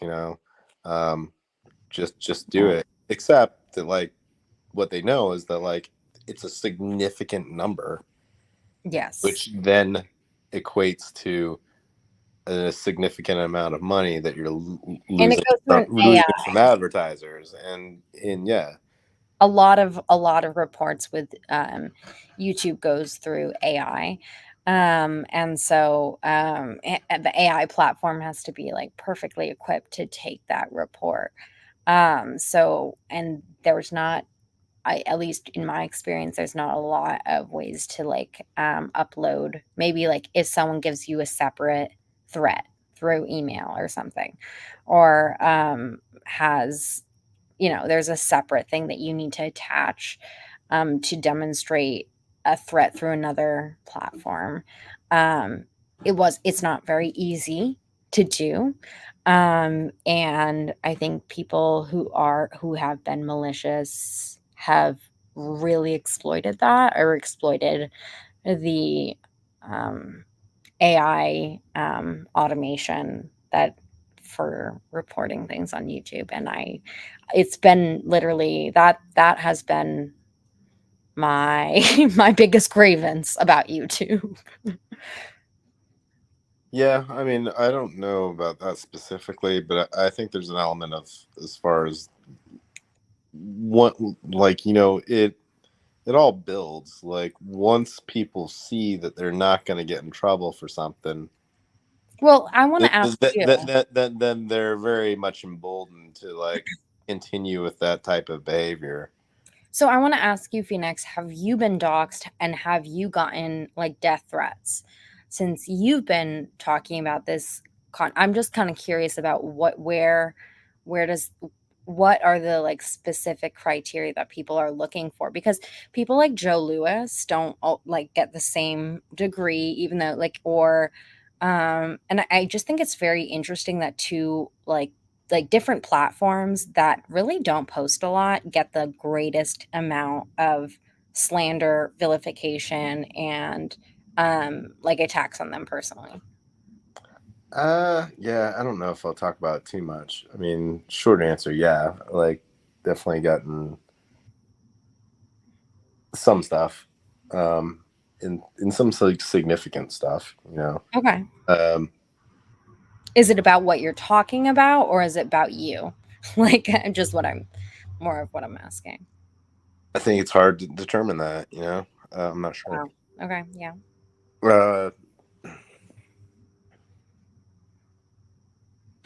Yeah, I mean, there's some people that, I don't know. I mean, I guess my take on some of this is that like I think there's an element of the people that often like engage in some of the really malicious stuff.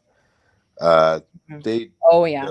they just like to do it. Like Yeah, there isn't really an end goal. Like they like like being a pawn. like you it would be very simple to be like, hey, I don't like your channel, and like I'm going to threaten to do this to you unless you stop saying ABC, or like unless you just stop saying anything. Like that's extortion. I mean, maybe that's why there's a disconnect, because like somebody would then implicitly know that that's wrong to do and illegal, but like it seems to be what the intent is, but they're not actually like communicating like that's the parameters of it. It's just like almost like it's kind of implied, but like it's probably rarely like effective. So I think that they just have a specific enjoyment out of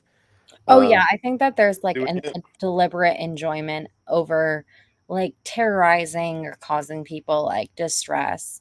And that I mean, I think that is, again, to those who enjoy, to those who dabble. There is a little bit of a sadistic quality to that, and I think that you guys like have some self-reflecting to do. That is sociopathy. You are getting enjoyment out of causing another person pain, distress. Right. And I mean, I think that I think that basically is the situation a lot of the time. I think that the only thing that people can do is just to not engage in retaliatory, Exactly. not engage in retaliatory behavior, because that It blurs the line. also feeds the exact same thing. And it blurs the line because there is like, I think, a very deliberate aggressor in this. I think is very clear. Like I know that there's like a tendency to like snap back and like just Oh yeah. No, I mean, it's human nature to like, and again, there's this disconnect of being on the internet where these aren't anonymity. these are, I mean, they're personal interactions, but they're not like personal interactions. Like there's an obvious disconnect when you're just talking from your protected location and just keyboard warrior, being a keyboard warrior, and just it's easy to get into like fights and that stuff, and like it really is on everybody to not engage with it, because I think it's like everyone's shared responsibility. It feeds it and it escalates it. That's all it does. And that's what I think. I think it's like a shared responsibility that we have to like we define the community that we are going to endorse. And like if you want to endorse and you want to like define the community as being, these people, that's what you're gonna that's ultimately is what the audience determines. But I just hope that I expect a lot. I think that one of my problems is also I think that the world is just fair and good. And I believe that people are just fair and good. And they want to seek like the good. They want to do the good. And I think that I've learned otherwise. And I almost want to be wrong about that, but I think that I mean, so this is why it's like it's really really important for like people to try to like legitimately try to like not do the snap back and not retaliate. Like if somebody does something to you, like your best option is to more address it in a kind and like direct manner, like preferably privately, if that's some way to do it. Like, hey, I don't know why you're doing this to me. Like, I don't want any beef with you. Like, I think that's like that's a super it's a super it can be a super effective, that wasn't an option. I was totally ambushed. It can be a super effective method a lot of times, but like it's really not nearly as effective if you've already done something back to them. At that point, you've kind of grounded the feud, and where they're like, for well, no, 6 well, fuck months, that I person, feel because like look at what you did. Look at what you did. But And like, Phoenix, so like, I think if you that don't for do like if you don't do it in the first place, you have a much better grounding to like bury a hatchet and have a truce kind of thing. Once you've done something, like it's much harder to do that. So if you like give a 6 month, like I felt like that was true, but after like that 6 month period had been exhausted and like it doesn't stop, at what point do you start to like defend yourself? That's one of the things that has become a difficulty, not like speaking on anyone or any situation. It's just like I recognize that it's best to not even give any attention to the most like delusional, absurd conspiracies that can be made about you. But like when it's repeated enough, people start to believe it. Even like the people that you're like, really? Like you really, wow. And it's so disturbing. Like I think that's very disturbing for me to see, is like that people that I respect or whatever, they are, if it's repeated to them enough times, they start believing something, despite any sort of information to the contrary or documentation.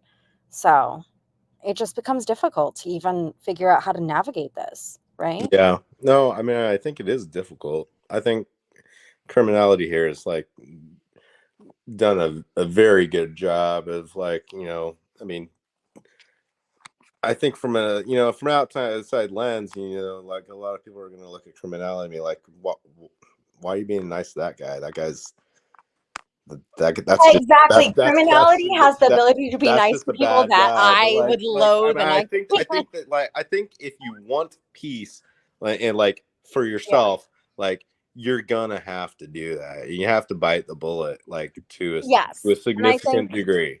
I have so much respect for criminality, like who is able to do. I cannot feign kindness to someone that has, like called me a couple of racial slurs to my face. Like I will not feign it. Like I won't fake it. And so, but like, Well, I mean, I think that's yeah. I mean, and I think that the people on, we need to we need to recognize that a lot of the people on YouTube are not exactly, anyone can have a YouTube channel, right? Anyone.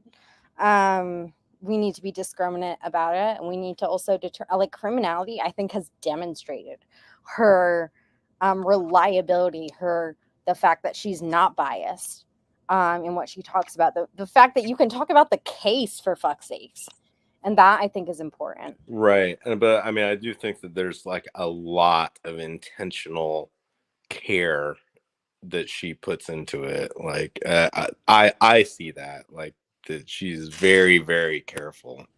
And I wish I had that, I think, earlier on. I wish I saw that earlier on. But I guess I'm a candid bitch. But I I don't feel like I'm here to. I mean that's I mean that's some of what I'm saying is, if you're gonna be fighty, like you're gonna get fights. Like it's completely unavoidable. And that's not just in true crime. That's just on the internet in general. Right. You will find endless fights. Mm-hmm. Everywhere you go, anywhere you look. But I want to say, like, all like the people that I've really have just been like, All Eyes has been like an absolute inspiration. I'm so glad that someone has been really documenting and showing the public something that they maybe don't see on the news. It's maybe not available on their local news, but you need to see it. And there's so much that's available, and I've got to go through the darkest and deepest and the most fucked up corners of the internet that I have lost my ability to be compassionate with certain people because it's the most sadistic and horrible stuff that you can read on the internet in these white supremacy platforms and blogs. And I just want to I think that it's important for there to be transparency. I think there is a necessary importance for public safety, for people to recognize that this is a problem within their community.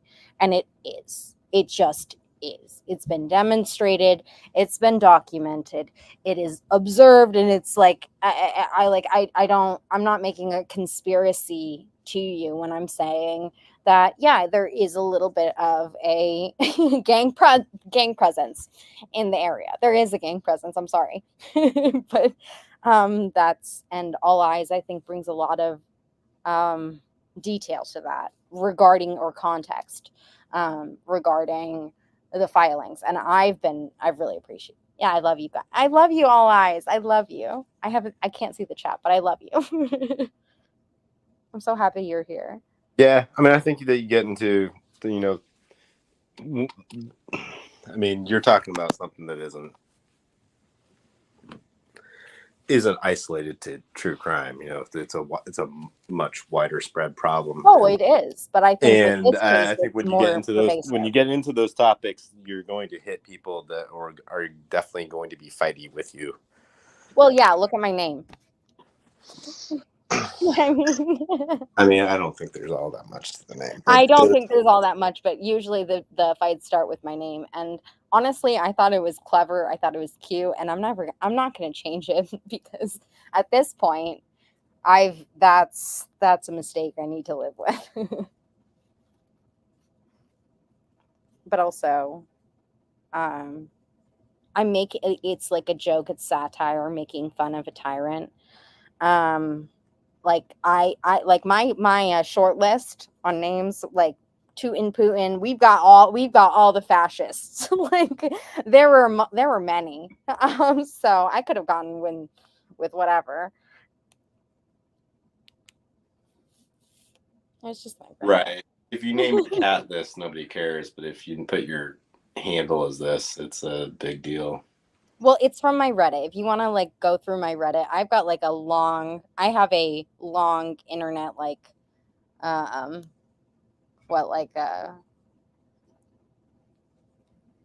footprint. And you can watch how I found this case. It's very, and I have no, like, that's how I found the case. I'm not gonna lie. I found the case through Delphi. Yes. I found the Flora case through Delphi, and the first thing that I found was, oh wow, they have got a lot of gangs. And then I got concerned about Flora. That's it. And I've never once said like that's yeah.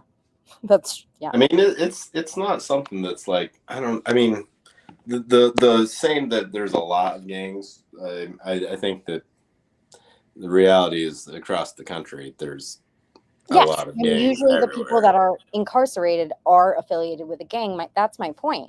Yeah. I didn't know anything about the details of their deaths. I just knew about their the prevalence of a specific group, which was the Vinlanders in Flora. That's all I knew. I had no idea about their involvement in Delphi. I didn't know that the defense team was about to like roll with that shit. And like, but at the same time, like I went through a lot of people's Facebooks, and like they weren't shy about it. They weren't shy about their like, and I was surprised. I thought this was an evangelical community. That's what I was told. Like this is a very Christian evangelical community, and it wasn't really what I anticipated. So from an outside perspective, I'm like looking at it. I'm like, okay, so there is like this obviously popularized fringe belief system, and that's highly associated with this sort of ideology. And I think that just like 2 and 2 were put together, and like and then I was like, okay, that's concerning for this case or these cases. Delphi wasn't among those, but I mean, I like, and I've never even opined my opinion on that. All of my opinions have been, I mean, I certainly would not be surprised if the gang was involved, or gang members, or some peripheral gang or a competing gang was, you know, responsible for it, because it's just so, it's like endemic in the area. And I think that Right. I mean, so that's one of the big pieces here, is that it's there obviously is this environment, you know, that does exist. Right. That doesn't jump to the conclusion that in any specific case is that's, but it rises that it's to connected. probability. Like I only talk about probability. You do have a wider spread denial that this is actually even the environment, which is like, well, right. No, we got to get to a baseline as far as like, obviously, like these things do exist. So like that's a starting point. You can't just be like, no, it doesn't exist. Like, okay, you get your blinders on as far as like, yeah. And there's so many people with their looking at blinders on. what the situations actually are. Like that's a starting point, and it's a starting point that a lot of people like really struggle of getting to. And people don't even know. I don't even actually think that the quote Vinlanders were responsible for it. Like my theory, people really like they like jump to conclusions, but like there's a lot more to these dynamics. There's multiple groups, there's multiple crews, they're fighting with each other over territory. They've got different distribution markets, they've got different revenue streams, and those things actually like have a lot more play over what they do and how they enact violence.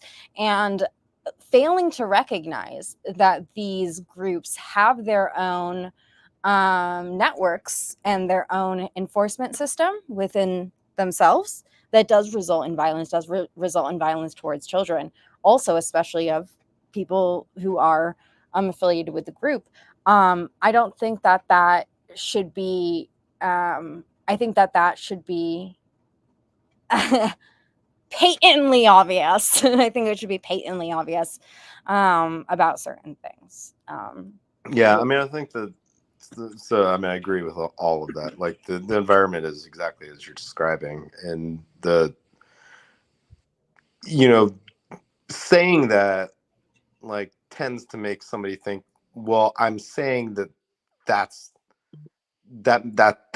because it exists that it's connected. No, like you're just establishing a groundwork. Like one, it does exist.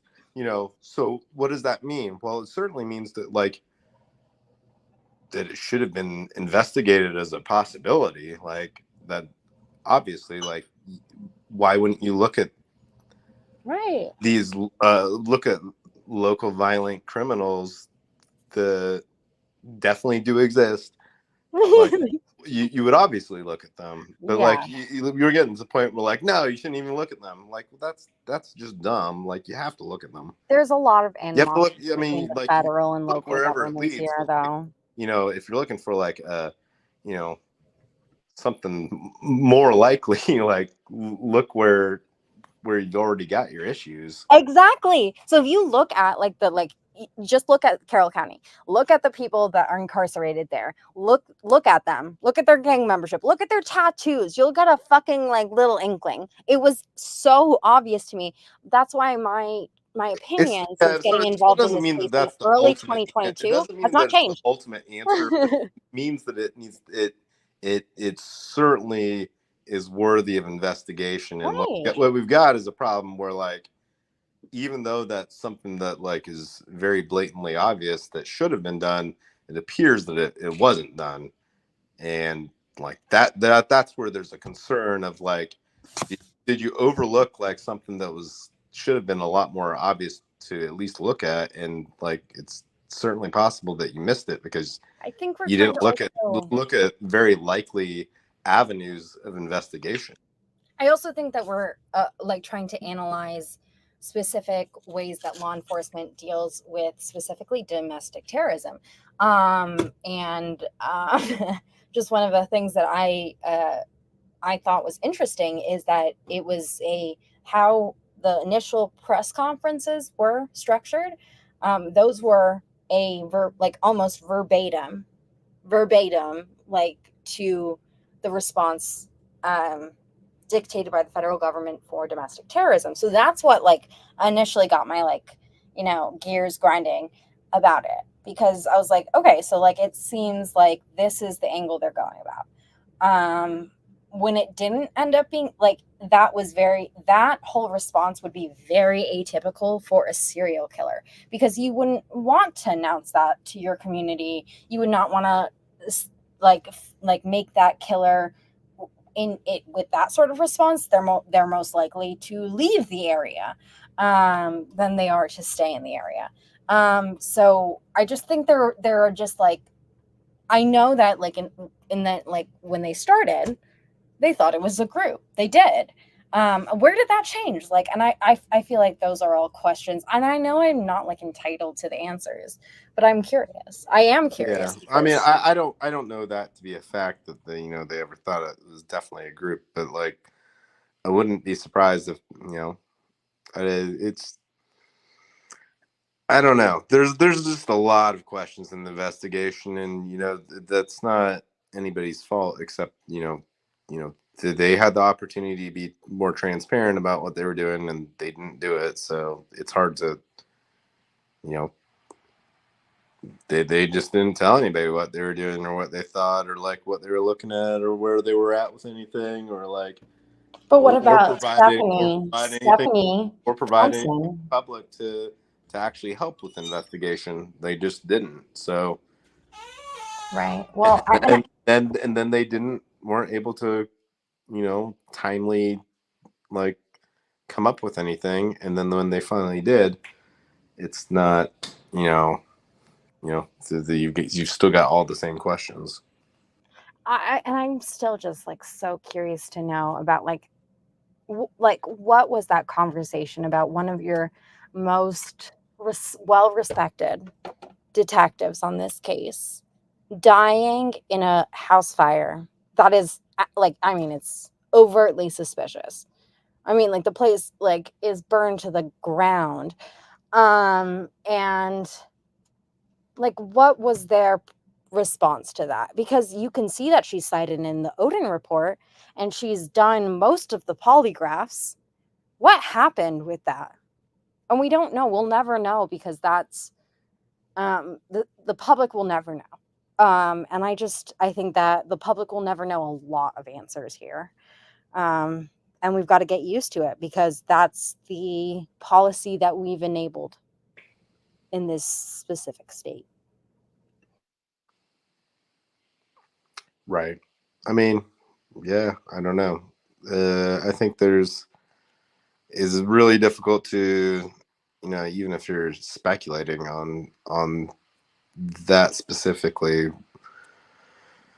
I think assigning like, you know, jumping to like an adamant conclusion without actually like any evidence behind it is just like you can't do it. But like certainly, Which conclusion? I mean, I think you could look at it the you know, I mean if you're talking about like, it's hard to say like, hey, is a uh is law enforcement overtly like covering up something here, or you know, maybe they're just totally not, or is an outside party overtly trying to cover it up, and like, you know, it could be wholly one, wholly the other, or neither, and like we don't have the evidence to like actually jump to those conclusions. That's where you get into like a weird thing. Is like pretending that you know what happened when we don't know what happened. Like, because I don't know that law enforcement like covered up something related to that specifically. We don't know if outside parties like Stephanie Maya if they intentionally like tried to cover it up. Well, themselves. I totally encourage you to go down the Stephanie Maya route, because there's a lot of people that are willing to talk to you, and I recommend it. I mean, that's one of the things that like. But it is one of those things where you can get people that are willing to talk to you about it. Worth like you need more than just like what people are say. Just the words alone don't like completely get you very far. Like there needs to be like something well, the DHS, so when it comes to fires, they tend to track them because there's been like a lot of fires. I think it's been it's been a problem for DHS to handle for a while. So anyways, it's just a separate thing. If you're into arsons, there's an entirely separate people that investigate I think it's hard to get to conclusions going. It's not that they shouldn't be looked at, but like you just like I think there's like any individual citizen is going to be extremely limited. You know, like obviously these are things that should be investigated, Right. Of course. It's probably better to like encourage investigation by investigative bodies rather. That case was investigated, but it was federally investigated because she was a state agent, and state, like, any potential murder of someone who is an officer is going to be the jurisdiction of a federal agency. That made sense.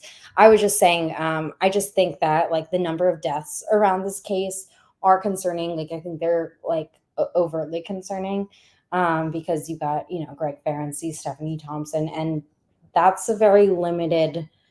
You've kind of gotten rid of a lot of the people that worked on that report, correct? And so I think that doesn't jump to the conclusion to just because the outcome, like, I think that there should be a little bit more like transparency or of a response from the state police about that. Or where is the update on those things? Like, these are things that your public is asking you about in hundreds. Yeah, I mean, I don't know what the answer is there. I mean, write your congressman is like probably like the best advice on that, because I don't know what anybody's going to do about it. Like, you've got to get this. This is why it's all eyes on Delphi. Is like you can't get people to look at it. If you get someone important enough that wants to really like push to look at it, but it's gonna like it's hard to facilitate the things that need to happen. Well, sure. Anyways, that was just like my spiel on like my venting on it. But I love that you're making a channel. I really do. So if you ever need help, let me know. Yep. I don't know. Maybe this will just be a one-time thing. Okay, I'm so mad at you, R&M. By the way, I see you in the fucking chat. You fucking dipped and like just Irish exited, and you didn't even say bye, and I don't appreciate that. But I love you. I don't mind it at all, because that's exactly what I do as well. I know, but yeah, like, I'm done. I do that too. But I don't like it when people do it to me, so, which is unfair. But yeah, and I'm like I just think that there's a lot that's rational to be concerned about. I think that it's irrational not to be concerned about certain things here. And I have no stake in the game. I don't have any stake in the game. I don't like Delphi is not my monkey's not my circus. I'm just saying there's a lot to be concerned. Like I recognize the concern. I think it's ridiculous that R&M is getting the hate that R&M and Unraveling is getting the hate that they're getting. I think it's ridiculous and shameful. I mean, I think that a lot of people don't have a good conception of like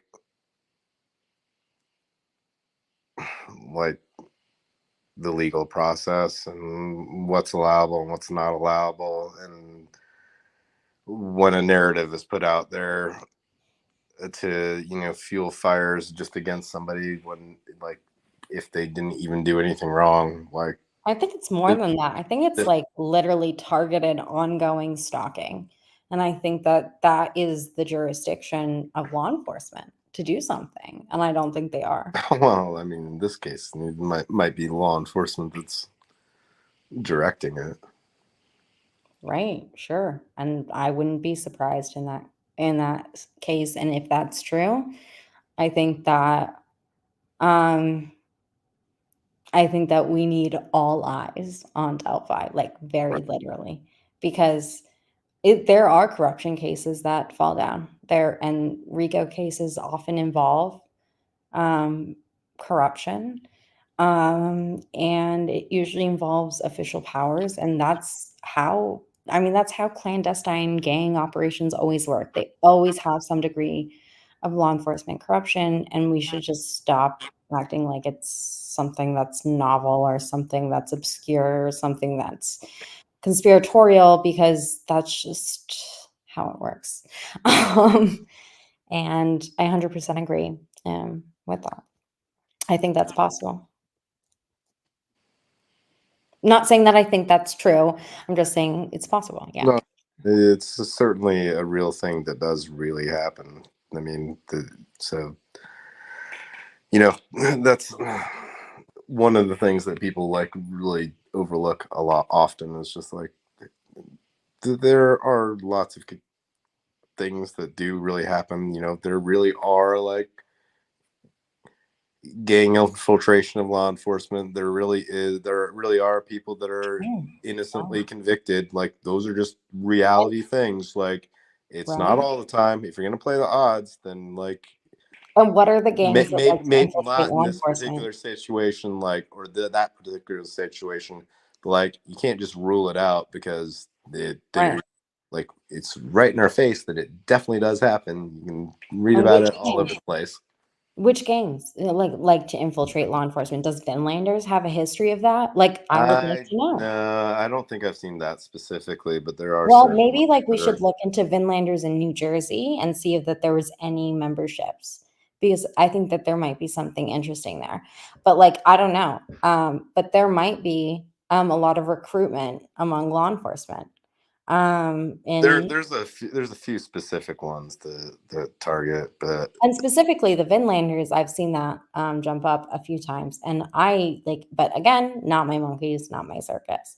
But yeah, I think that you're absolutely correct. Absolutely. right. Well, I'll probably end it here. Thank you so much for having me on. Thank you for coming on, and thank you to DB and to Arnhem. Mothman, and maybe we'll do this again sometime. Maybe we won't. Maybe it'll be an entirely different format. I've never attempted this before. Thank you for having me. I appreciate it. Bye. No problem. Everybody have a good night. Thank you to the chat as well and to the mods. Hopefully there wasn't anything for the mods to do. I didn't really see like anything crazy happening, which is ideal, which, you know, I think that when people behave, like it's easier to have a conversation about things. Anyway, good night, y'all. Peace.